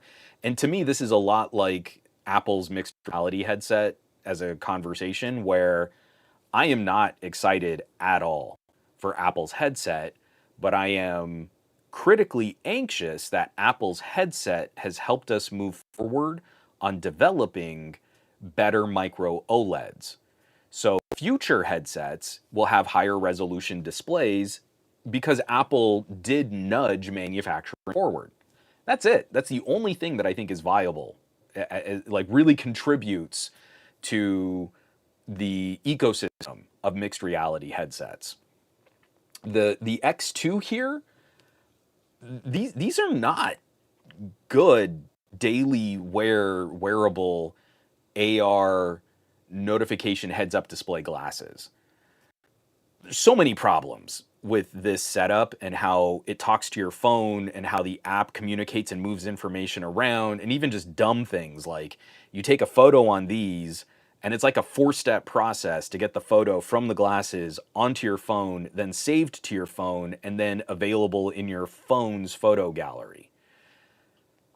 But the thing that I am critically excited about is the waveguide optics. So you notice, like, I have like a weird lens or a prism or other glasses like Rokids and the other TCLs have what we call a bird bath optic. And so you can see like there's this big like scoop. So the OLED is actually pointing down from the top of the glass, and then this periscope style bird bath optic points that back into your eye and it expands the field of view. The only thing that's working here on the X2 are these waveguides, where you can see as I move, there's like a little rectangle right there. Right there. You see that rectangle catching the light at this off angle? Well, you can see that, but I can't. I can see some internal reflection, but it's not a distinct color rectangle like you can see it now on video. But for me, it's a very good transparent panel, a transparent lens. But then when information pops up, I can see it very clearly. And it is so much easier to share what that looks like with someone else than we ever had with Focals by North or with Google Glass. Focals and Google Glass required you to make structural hardware changes that better biologically fit the user. This is much more accessible. A broader community of people can just pick these up, put them on their face, and see what they want to see. That's the progress. The waveguide optics are so much more practical for a daily wearable heads-up display. It's just the whole rest of the packaging, presentation, and support. None of this is ready for people to really wear it 24/7, 365. It's not there. And that makes me really, really sad. So now I'm hoping that another company, like maybe a Vuzix, you know, they make all those industrial headsets for like warehouses and like government work and stuff like that. If they can make like a sort of a consumer style headset, but instead of having a bird bath or a prism, they can use the waveguide optics, that would be so much better than what the X2 is currently doing. Ron Guido, no joke. Somewhere Google has a bat cave full of cool stuff. Oh, Ali, you've been taking it back to people, you know, dumping on HTC and LG and OnePlus. It's all bad. Ha Sam says, ha ha, they look so silly. Ha Sam, I think that is very kind of you. I want to use stronger language on my generally PG podcast about what I think they look like, because even silly isn't how I would describe the X2. So we're kind of coming into the end here. I did want to just briefly showcase some of the Xperia leaks. Evan Blass, EV Leaks, has basically detailed all of Sony's marketing. So we've got like the best still images of what the Xperia 1 Mark 6 is going to look like. We've got confirmation on the cameras, a 16 millimeter ultra wide, 24 millimeter main camera sensor, and an 85 to 170 telephoto, variable optic telephoto. The only thing we don't know is what camera sensors. I should have said camera lenses, but we don't know what sensors are going to be in each of those cameras. But we know they all will be XMOR T, just like the Xperia 1 Mark 5. They were all high-speed readout stacked sensors. 5,000 milliamp hour battery. It looks like we're getting yet another evolution to the cooling on the Xperia 1 Mark 6. And it just looks like overall kind of an interesting iterative take on the Sony Xperia 1. I am getting to a point where I'm increasingly anxious, and I'm feeling more and more confident in saying that the accessibility of the Xperia 1 in North America is likely going to be reduced. It's either going to be a much later launch for Xperia 1 Mark 6 in the United States, long after Sony has satisfied demand in Japan and China, and then maybe sent some phones out to the EU, or this might be the first year. This might be the first year that we just don't get an Xperia in North America. The reason why I'm kind of feeling that way is normally there's some other type of PR chatter or some type of pre-brief. Even if I'm not sort of in line to get a review device, usually some part of Sony PR has opened up and we've had a conversation. And right now, Sony PR USA is totally radio silent. I would, if I were under embargo, I would just say, oh, I can't talk about the phone. Well, I'm not under embargo. They're not talking to me at all. So if there is some kind of review strategy for North America, it is very different than what it's been in years past. Oh, John Gao. If this is true, I think this is disaster. John Gao says there is a rumor that Xperia will skip the Chinese mainland market as well. China is a massive sales point for the Xperia team. In the way that an expensive phone is held up as some kind of status symbol, it wasn't a huge seller in terms of numbers, obviously. Like Sony's market share is like a fraction of a single percentage of the smartphone market in China. But when you look at it through the lens of how many phones does Sony sell every year, China was a huge part of moving that and also imbuing the brand with some kind of special feeling. It's an emotional flex of it's an exclusive device. An iPhone is not exclusive. A Galaxy is not exclusive. A Sony, well, you don't see those every day. Someone who picked up a Sony picked it up with purpose. They picked it up because they have taste. Like that was a part of that conversation when it came to Japan and China as singular markets for cell phones. But I right now I'm that doesn't read in North America. There is no one cares about your Android phone in North America. It's not a status symbol. Your text color bubbles are your status symbol. So I'll be very anxious to see. We're going to get some more news not next week, or is it next Friday? Is it the 17th? We'll probably get more of these confirmations. But if you want to see all of the marketing slides, EV Leaks has already put all of that content out. You can catch all that stuff. DTNL. Sony North American PR and Juan go to couples counseling. 3-part miniseries on only Juans. I don't know. I mean, it's like I've done a lot of work with Sony PR. I've even done some consulting work with Sony PR. I've really enjoyed working with the Sony team. but they also get their marching orders from Japan. They are not empowered to really lead conversation and discussion and marketing in all of these smaller regions. So if it doesn't move to sell more alpha cameras, I don't think the Sony Alpha team really cares what the perception of the Xperia is in the United States. And so much so that that's one of the reasons why I don't think we're going to get another Xperia Pro. Sony took all the parts and pieces of the Xperia Pro and they've made a really interesting camera monitor. It's a broadcast solution. It's got a full-size HDMI. I think it has an Ethernet port on there. You can plug it directly through the USB-C into an alpha camera, use it as a broadcast brain, and also record directly to the monitor. And it looks like a bucket of parts from older Xperia phones, but in a new shell to make it a really interesting portable monitor solution for the Sony Alpha. So Sony put the Xperia under the umbrella of the camera division, and I feel the camera division has kind of learned everything they need to learn from the phone. Now, what they're concerned about is making sure that Sony demonstrates a dominance in mirrorless cameras and in camera sensor technology. So the phone is not really necessary for that anymore.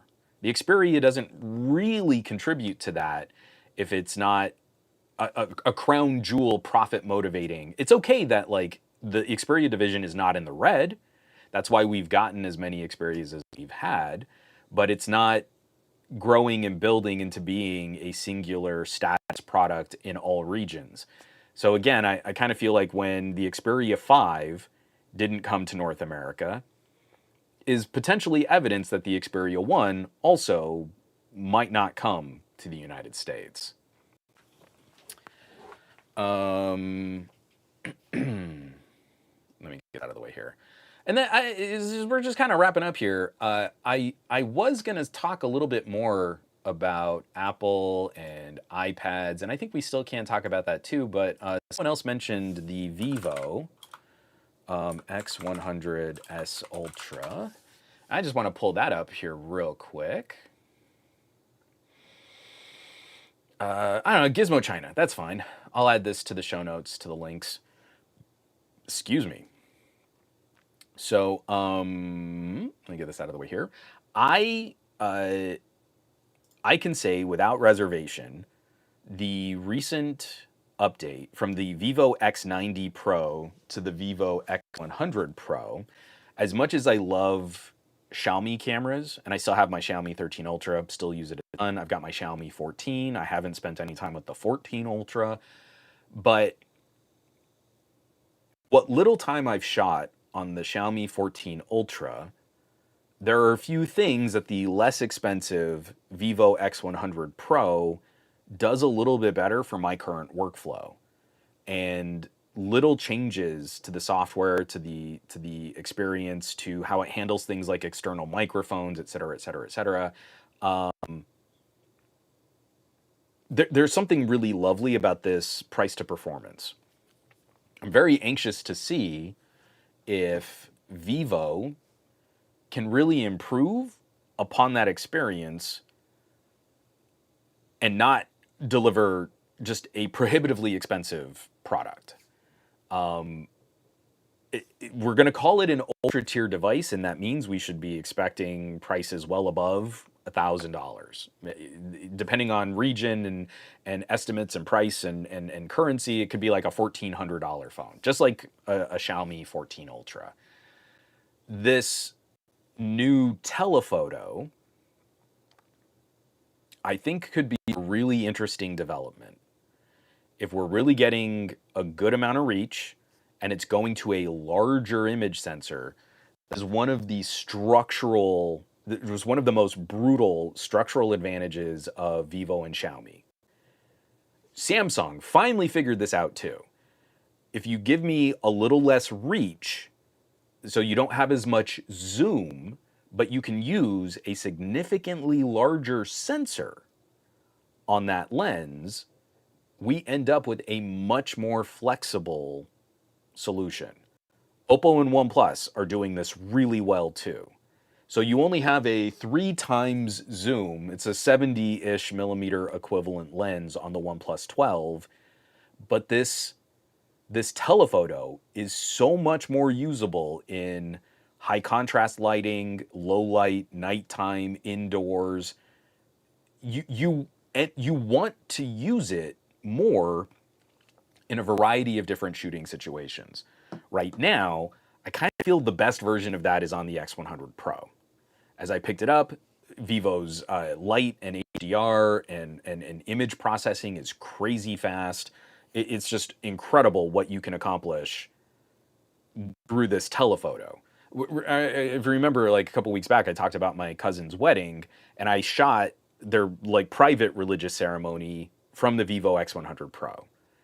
And I'm getting like close up, head and shoulders. I'm across a dark, backlit living room, and it's pulling out like HDR background information from this beautiful window that was behind them, but I'm exposing properly for their faces. They're pulled out of the shadow detail. Vivo's ability to maximize light in any situation is second to none. So if we get an even larger image sensor, that could be really interesting. I don't care at all about this rumor that it's like a 200 megapixel sensor. I don't care. I'm going to shoot 12 megapixel stills. That's all it's going to be.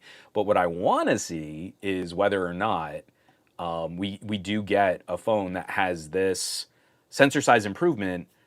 Will it be an international launch? I think Xiaomi did it right. You have the Xiaomi 14 and the 14 Ultra as the international flavors. And then there is the Xiaomi 14 Pro, which is a very good phone, but that was the China-only model. The Xiaomi 14 is a monster for a smaller, more reasonable, medium-sized phone. The Xiaomi 14 Ultra is their crown jewel. Everyone in the world gets to see what that thing can do. The 14 Pro is kind of in that middle spot where it's really the more practical daily driver than the Ultra, but it's not as exciting. I feel like that should be the strategy. I would really love to see Vivo do something similar to that, where we used to get the Vivo X Pro Plus. That was their version of an Ultra. I'd love to see the Ultra get the international release, but right now I'm not sure this is that's what we're going to get. I think we're going to see the Vivo end up as a China exclusive, the Ultra as a Chinese exclusive, and we'll just have to kind of have to like view it from afar, whether or not I can get my hand on one, because I really can't keep buying Chinese variant phones. Al Sapagli was asking specifically, do you think we'll get that new Vivo Ultra? And I don't know. Right now, I know we're in line for a Chinese launch, but I don't see any good, credible evidence that it's going to get the international launch. I just really want it to.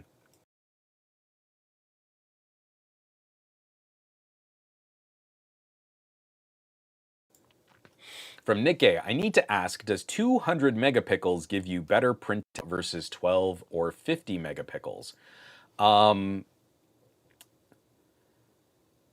From everything that I've seen in handling, and this is mostly through handling Samsungs, so you have to view my experiences through the lens of Samsung's aggressive image processing software. Excuse me. In a very controlled, best case situation for lighting, you can save a 200 megapixel photo. All of the dots account to 200 million pixels. I don't believe, even with a ton of post-processing, demosaicing the image sensor and sharpening and upscaling and how we process that final JPEG, I still don't think you see 200 megapixel resolution resolved by the lens. When I compare Samsung's main image sensor on a 1/1.3 inch type sensor against a good 1-inch sensor with a 50 megapixel resolution, it's really close. So if I put a 1-inch type sensor into 50 megapixel mode and I put a Samsung into 200 megapixel mode, I think the image quality is pretty close. When you zoom in to find details, you can keep zooming on the Samsung, but the image doesn't keep getting better. After a certain level, the Samsung might be a tiny bit better for like fine details, blades of grass, stuff like that. But that could also just be accounted for the minute differences in focus. So I did a shootout between the X90 Pro and the Galaxy S23 Ultra. And I showed, here's raw file to raw file, and now here's 200 megapixel against 50 megapixel. And I don't know, I think it's kind of a toss-up, if not maybe even a slight advantage for the larger sensor having better image quality. The IQ of larger pixels kind of makes up for the lack of smaller and smaller and smaller subpixels, where you keep cutting one big pixel into tinier and tinier elements. In that video I show, I kept tapping on the same spot in my viewfinder, but I ended up with slightly different focus on one of my tests. And if I were a hack, I would have used the focus that was ever so slightly off from the subject of that photo, because then it would have looked softer, it would have looked blurrier. But I had 4 photos. I tap to refocus, take the photo, tap to refocus, take the photo. I do that 4 times. And I got one of the 4 that was like razor tack sharp on the exact part of the frame that I was tapping to focus on. So if I had wanted to make Samsung look bad, I could have used the first photo I took that was ever so slightly, just a little bit softer than the photo that I felt really nailed critical focus. I think it is far more likely that when you see these advantages, like, oh, I tapped to focus on the same part of the frame, and oh, look, the 200 megapixels are just so much sharper. I don't believe that. I think if you would really like locked in focus in the exact same setups, it's not that you put 2 phones side by side, right? Because even if I do this, the differences in composition, in exposure, are already making subtle changes in how each phone is handling the scene. Side by side is not very helpful because you don't ever frame side by side. That's not how you shoot. So it really matters that you shoot one in the orientation and you really focusing for the subject, and you really try to make it the best composition that you can, and then you try your absolute hardest to match that composition on another device. And even this is maddening, because look at how much bigger, like my Xiaomi is versus my Vivo. And then if I have it on a tripod, this completely changes the angle and the orientation and where the camera's pointing, and is it offset? Well, the power button is further up on this side, so this is a smaller phone, and that means that the angle is going to be off, and I've got to reframe for that. And if you don't make that effort, you're not showing an oranges to oranges comparison. You're showing one phone that you composed for better, and the other phone that was just sort of along for the ride. So I put no stock into those side by side. Short story, incredibly long, Nick Gay.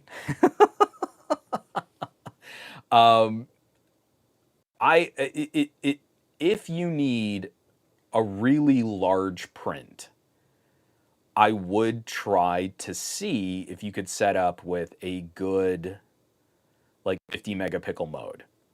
On a 1-inch type sensor, it gives you some extra dots to play with. On these 200 megapixel cameras, you can shoot a stacked DNG RAW, like a Smart RAW or a RAW Plus or an Expert RAW, and you can arrive at a 50 megapixel RAW photo from that has already got some image stacking and some HDR processing on it. And I think you end up with a better print. For my daughter's softball team, I got this really great shot of one of the girls just cracking the ball. And it's like she's just finished her swing and the ball is still in frame. And I did a 3x1 print. So 3 feet by 1 foot. And it was just from the 12 megapixels original image. I didn't like that was enough resolution that to look really good. You would really want a higher pixel density if you were doing large format prints like that. But an action shot where there's that little bit of motion blur, the ball is kind of streaking off, like the chain link fence out of focus in the foreground. I had plenty of resolution to make a 3 foot by 1 foot skinny long banner photo print. And I thought it looked great. So it also comes down to like, what are you trying to accomplish?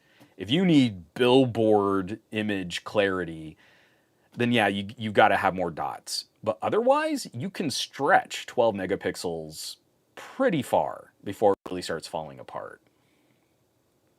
Let me go ahead and get this out of the way.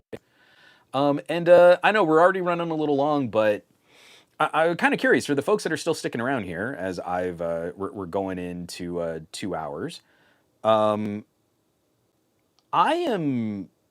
really curious to see what Apple might try to announce for iPads. We have an Apple event tomorrow. I'm feeling like it's possible we're going to get another iteration of the Apple Pencil, just because of all their marketing material is showing like people erasing stuff, and like there's a hand that's holding on to a white stick with different kind of art surrounding it, and they have a lot of these kind of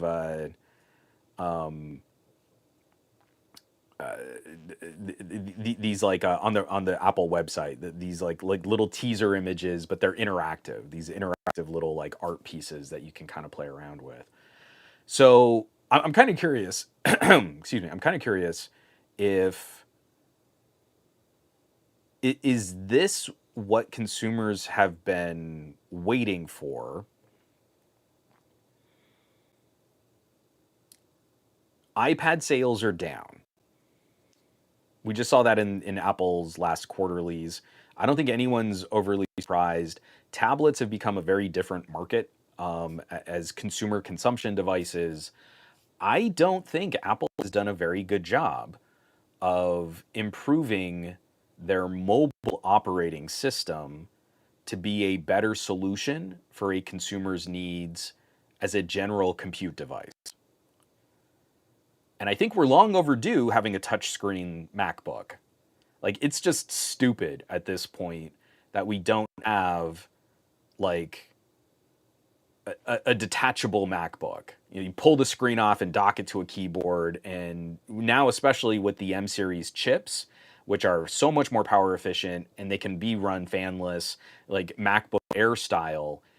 The iPad has all of this incredible hardware, but I feel iPad OS is still holding it back from being the kind of laptop replacement device that a lot of folks would be interested in. So instead of Apple elevating the iPad seems to exist as yet another intermediary consumption device. And there are only so many of those that you need to buy. If you have a MacBook and you have an iPhone and you have an iPad, what's really getting used? You've got all your apps on the iPhone and you do all your work on the MacBook. So you hand your iPad to your kids and then the kid bends it because these things are stupid fragile and ridiculously thin. And then you're like, oh, well, I guess that was the iPad. I don't feel this burning desire to replace that with something else. So I'm kind of curious if folks out there, what is it that Apple could do that would maybe ignite a little bit more interest in a slate form factor? For me, especially because I've been playing with Windows on ARM and I've been, like, my Robo Encala is in regular use around our house, and I've been taking it on a couple trips lately. It is just, I love having a slate tablet that has a full operating system on it. I don't mess with the mobile version of Microsoft Office. I use the full version of Microsoft Office. I'm not trying to do like Snapseed edits on that Robo Encala. I'm firing up like GIMP and Affinity and doing raw photo editing in a PC style environment. That's what I want. That's what I want out of an iPad. You told me it's got this much RAM and it's got an Apple M series chip in it. That it should be just as powerful as a MacBook Air. So why can't I do MacBook Air things on this hardware? It seems like a limitation created by Apple to force you to buy more products than you really need. If you could just get a MacBook with a touchscreen tablet style, like a Surface Pro kind of interface, you would never need an iPad, or you'd never need an iPad Pro. Let's at least divide between iPad Air, iPad, and iPad Pro. So, oh, actually, Hassan, that would actually be cool too. A matte display on an iPad would be sick. And no, I agree with you too, especially for doodling and for that kind of like portability for sketchbooking, stuff like that. No, I'm with you there. I mean, I'm not saying there aren't ways that we can iterate and improve the iPad, but what I'm curious is like what would get people excited to flip an older iPad for a newer one? Because I tell you, like, here's a new Apple Pencil you need to buy. Doesn't sound exciting to me, and I don't know how many people are saying that that's really going to get them to do it. JGJ, they just launched the USB-C pencil, but they might need to make a magnetic one. The USB-C Apple Pencil is kind of pants, though, isn't it? Isn't it the one that it's like more limited, but it has the USB-C charging, and that's like the big hook? Oh yeah, Jojo, this is hilarious to me whenever people start getting up in their feelings about stuff like this. Some are yelling from the hilltops, quote, "It's the end of laptops as we know it because the iPads are coming." And remember when they put the M1 in the iPad? How many people are out there? I was one of them. As much as I despise Apple as a corporate entity, DaVinci Resolve and an Apple M1 in an iPad had me so close to pulling the trigger on an iPad. But it was so close that really what it did instead is it made me want DaVinci Resolve on Windows on ARM. And now I'm getting much, much closer to having that be realized. I don't see anything exciting me to bring me into that iPad, but I really wanted,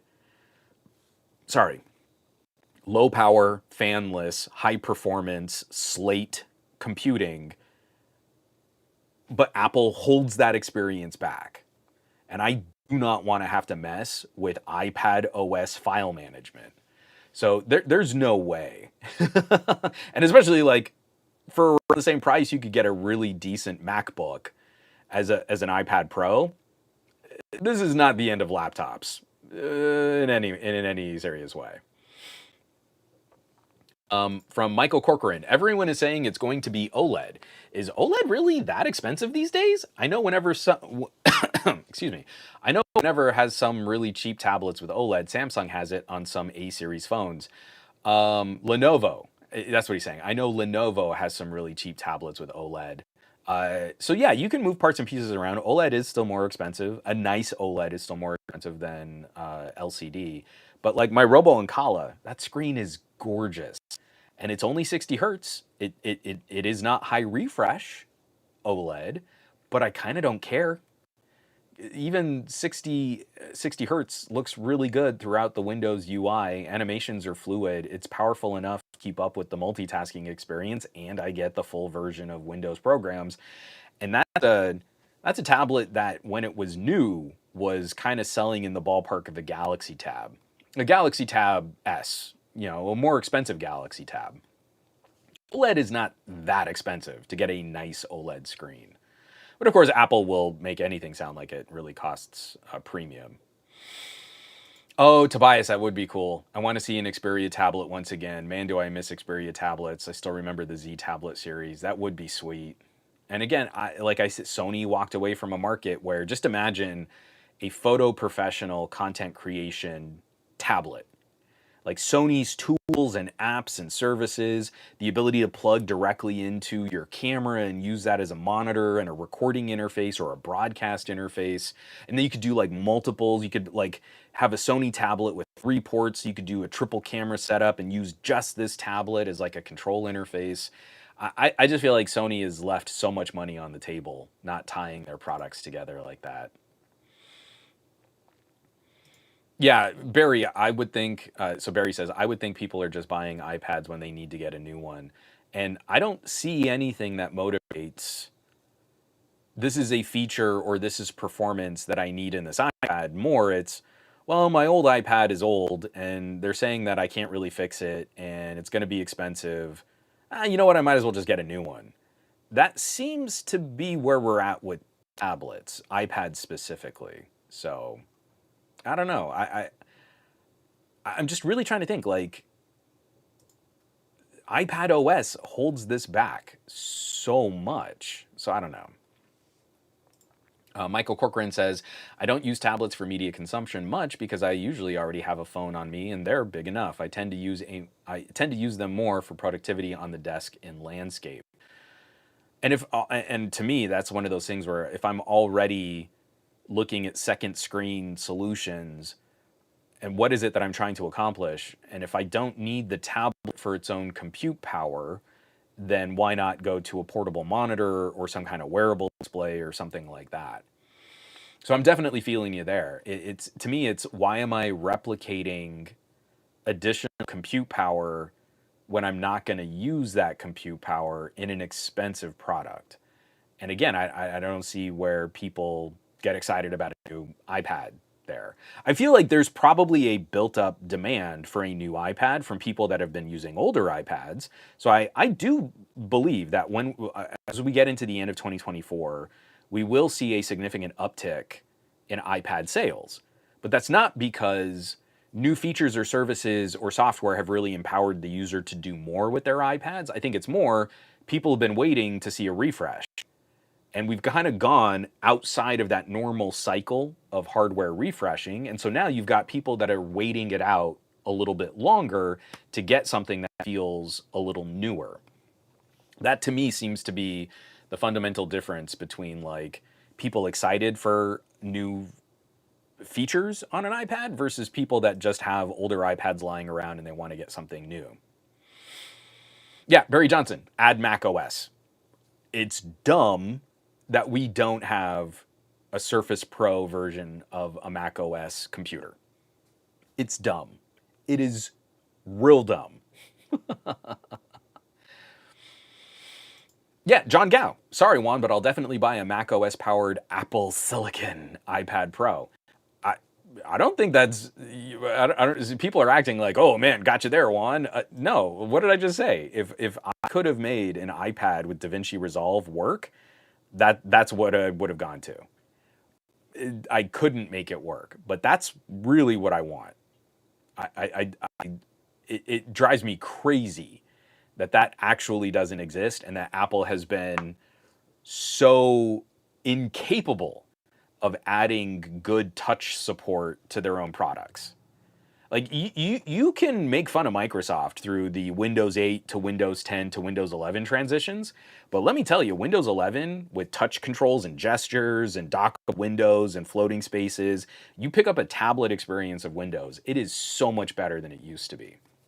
It is really, really nice, and it's so much more familiar than trying to do more advanced multitasking stuff in Android, because we've had to shoehorn multitasking into Android. Windows was already a capable multitasking desktop or laptop style operating system, and we just had to kind of polish up the touch gestures. Apple has not been able to do that. For all of the praise that Apple gets on improving the consumer experience and polishing the experience, and oh, they're never first, but they get there the best, and it just works, they can't do it.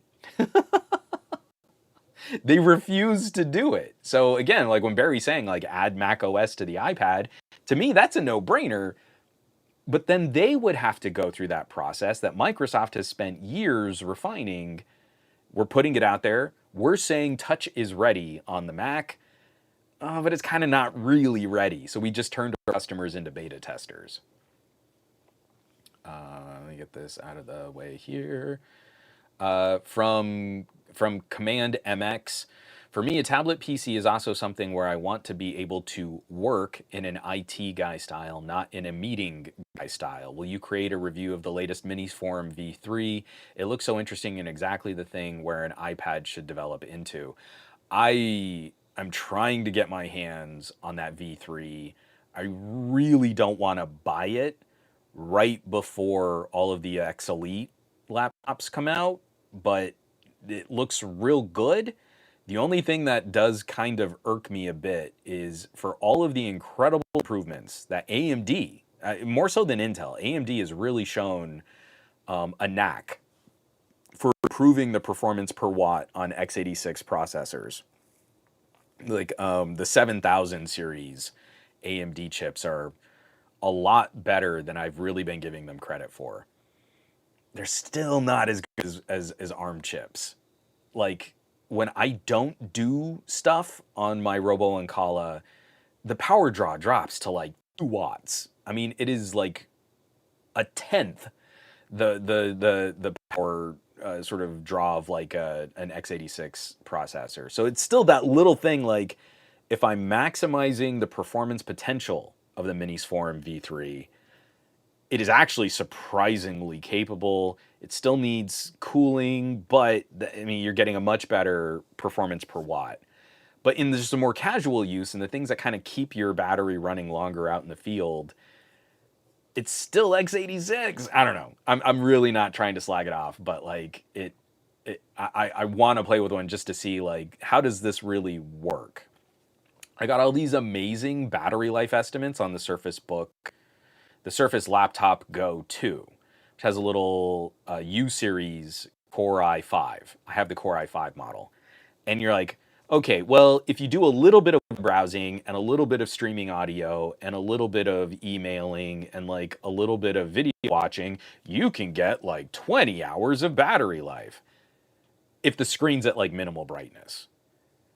It's like you have to see all of those asterisks, but then I just crank my Robo Ancala, which has a smaller battery than my laptop Go 2, and it just gets phenomenally better battery life. I don't have to jump through hoops. I'm not constantly managing the brightness. It's just better. And that's the thing that I really wish I've seen a little bit more. Like Notebook Check, I think, did a really good write-up on the Minis forum. But that lifestyle power usage still seems to be a knock against more traditional laptop style chips.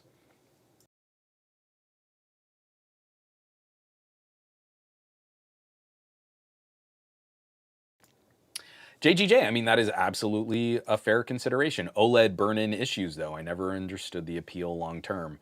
Um, I mean, I haven't had it that long, but I've been using the Robo Ancala pretty heavy. I think I've been changing up the wallpaper and the orientation moves around, and you can do things like you can drop the dock so it hides the dock out of the way, so you don't have like persistent burn-in on dock images. And I don't know.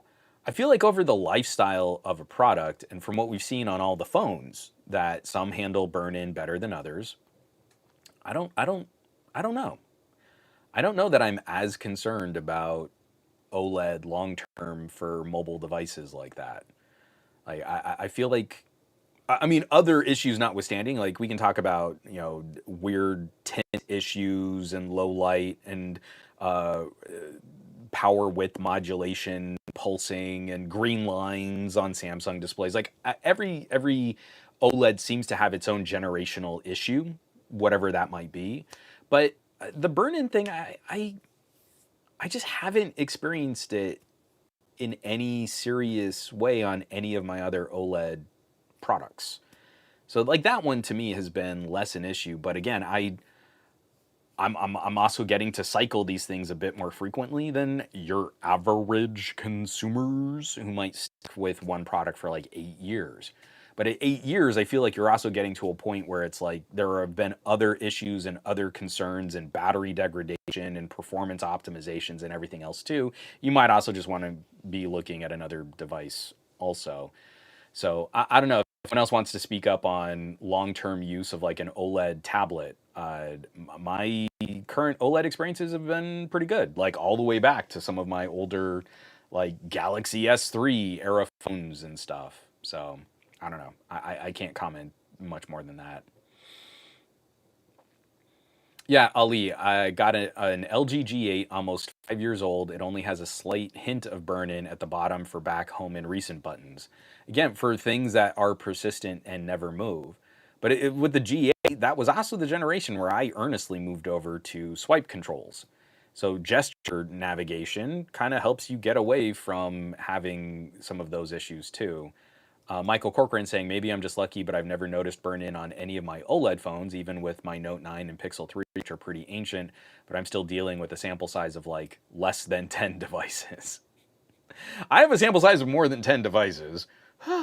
Again, I get to at least move through them in different ways than people live with their phones. I'm not using one phone for 4 years every day, all day. So there can be issues. I'm not trying to dismiss burn-in, but I also feel like it's a problem to put in a particular context or an issue to put into a specific perspective.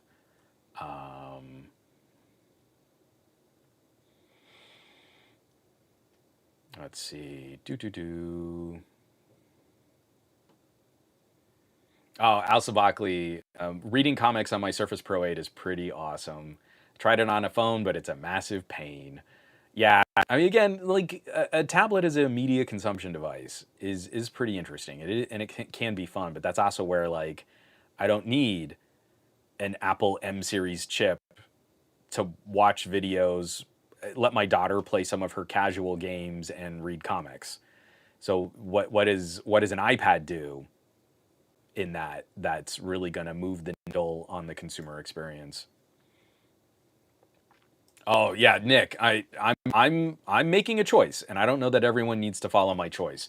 Nick says, "Dude, that's where I'm stuck. I want a new tablet, but I also don't know if I want an X Elite device versus an Intel laptop." I am putting my budget for review devices on Qualcomm X Elite laptops. I'm buying fewer phones. I'm not trying to review every phone that comes out this year. I'm not trying to piggyback a bunch of tablets. I really don't spend a lot of time with tablets in general, but like years past, like Pixel tablet, some foldable phones, the OnePlus Pad, I got to spend some time with the Loner, stuff like that. I have the Robo Ancala, and I really want that experience, but with more horsepower. That's it. So if X Elite really can deliver the goods, then for me that discussion's done. As soon as I can get a Robo Ancala style device, but with a Snapdragon X Elite, I'm good. Let me fire up DaVinci Resolve on that, and I need to edit on the go. Oh baby, that should be real nice. I'm really looking forward to that.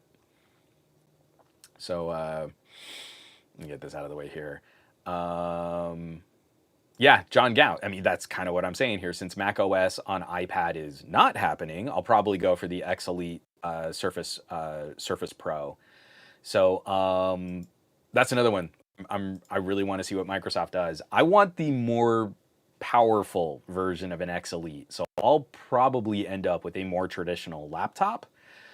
But I am keeping a close eye on Surface Pro. I think it's going to be the most expensive version of that idea, but I have to believe Lenovo is going to be attacking that market. I'm hoping Robo Ancala, like that they come back with a refresh. If they can just kind of keep the same frame as their tablet and put in an X Elite Plus, that would be exciting too. So I think it's about time we could wrap all this stuff up. One more from Michael Corcoran here. It's a tough decision. Fanless experience, great battery life versus much more compatibility with gaming options. It's a tough decision if it's going to be your only Windows device, especially. And that's the last unknown is how much better compatibility will the gaming conversation be when I can play Baldur's Gate and I can play Control on an X Elite chip. Like I can play Control at the lowest possible graphic settings and still kind of keep up over 20 frames per second in action sequences. Like on an 8CX Gen 3, that's pretty good. I have not been as concerned with the gaming compatibility conversation after getting a Steam Deck. And you can't tell me that gaming on Linux is like so much more robust and betterer than sort of the emulation and the support that we'll see on gaming on Windows on ARM. They're, I think, different, but I don't know that they're exclusively, like one is exclusively better than the other. but we've seen an uptick in Linux compatibility for gaming because of products like the Steam Deck. So I would imagine we'll see an uptick in gaming on ARM once more laptops are coming out with ARM chips. Like, you can't make more games compatible with X Elite before X Elite is out. You couldn't make more games compatible with a Proton powered portable handheld gaming device until that Steam OS device was actually out in the ecosystem. Like, the first week I had my Steam Deck, there were a lot of games that weren't compatible with it, and now there are a lot of games that are compatible with the Steam Deck. So, let's go ahead and put a pin in this. I got to wrap this up. We're running a little long, even on top of starting the show with another audio goof. Folks, thanks for sticking in there. Thanks for hanging in there, sticking with me. Good audio gremlin always manages to throw me off my game and suck a lot of the fun out of trying to do a weekly podcast. But I appreciate folks who were giving me the good feedback on how to appropriately handle some of the issues with that audio broadcasting. It does help. It really does kind of sort of, and again, showcase like I don't know what you're hearing. So if there's an issue, I don't hear it. Everything on my side was great until I was able to kind of catch those dropouts. So, lots of stuff still in the pipeline. I have no idea when some of the content is really going to publish, but increasingly it's probably going to go more and more towards discussion and conversation on Patreon and on the private Discord, and then following that up with like the last part of the publishing going to the public YouTube and then to somegadgetguide.com. If you have any thoughts on like what the strategy should look like, or if I should make a public announcement saying, hey, from now on, I'm only going to be answering questions on the Patreon, or if you want to reach out to me on somegadgetguide.com, we can do comments there. I'd really love some feedback. Just see what people's thoughts are and what makes sense for this community. And also like how to handle this in an era of tech burnout and mental health content creator issues.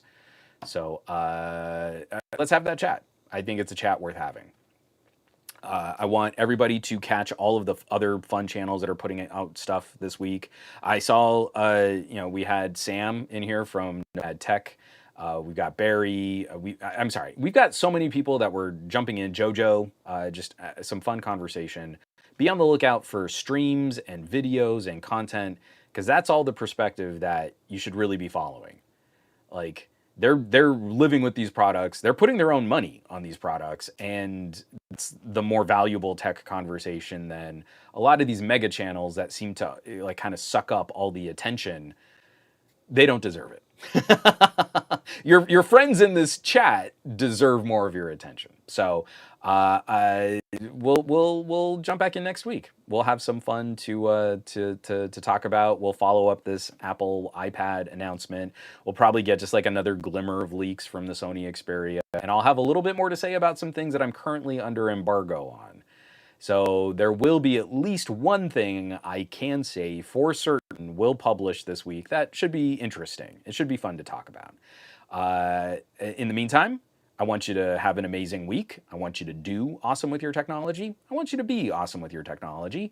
And I'll catch you back here next week for another episode of the Monday Morning Tech Chat Show on the SGGQA podcast channel. Be safe, take care, and take care of yourself so you can keep taking care of others. I'll catch you back. I love you all.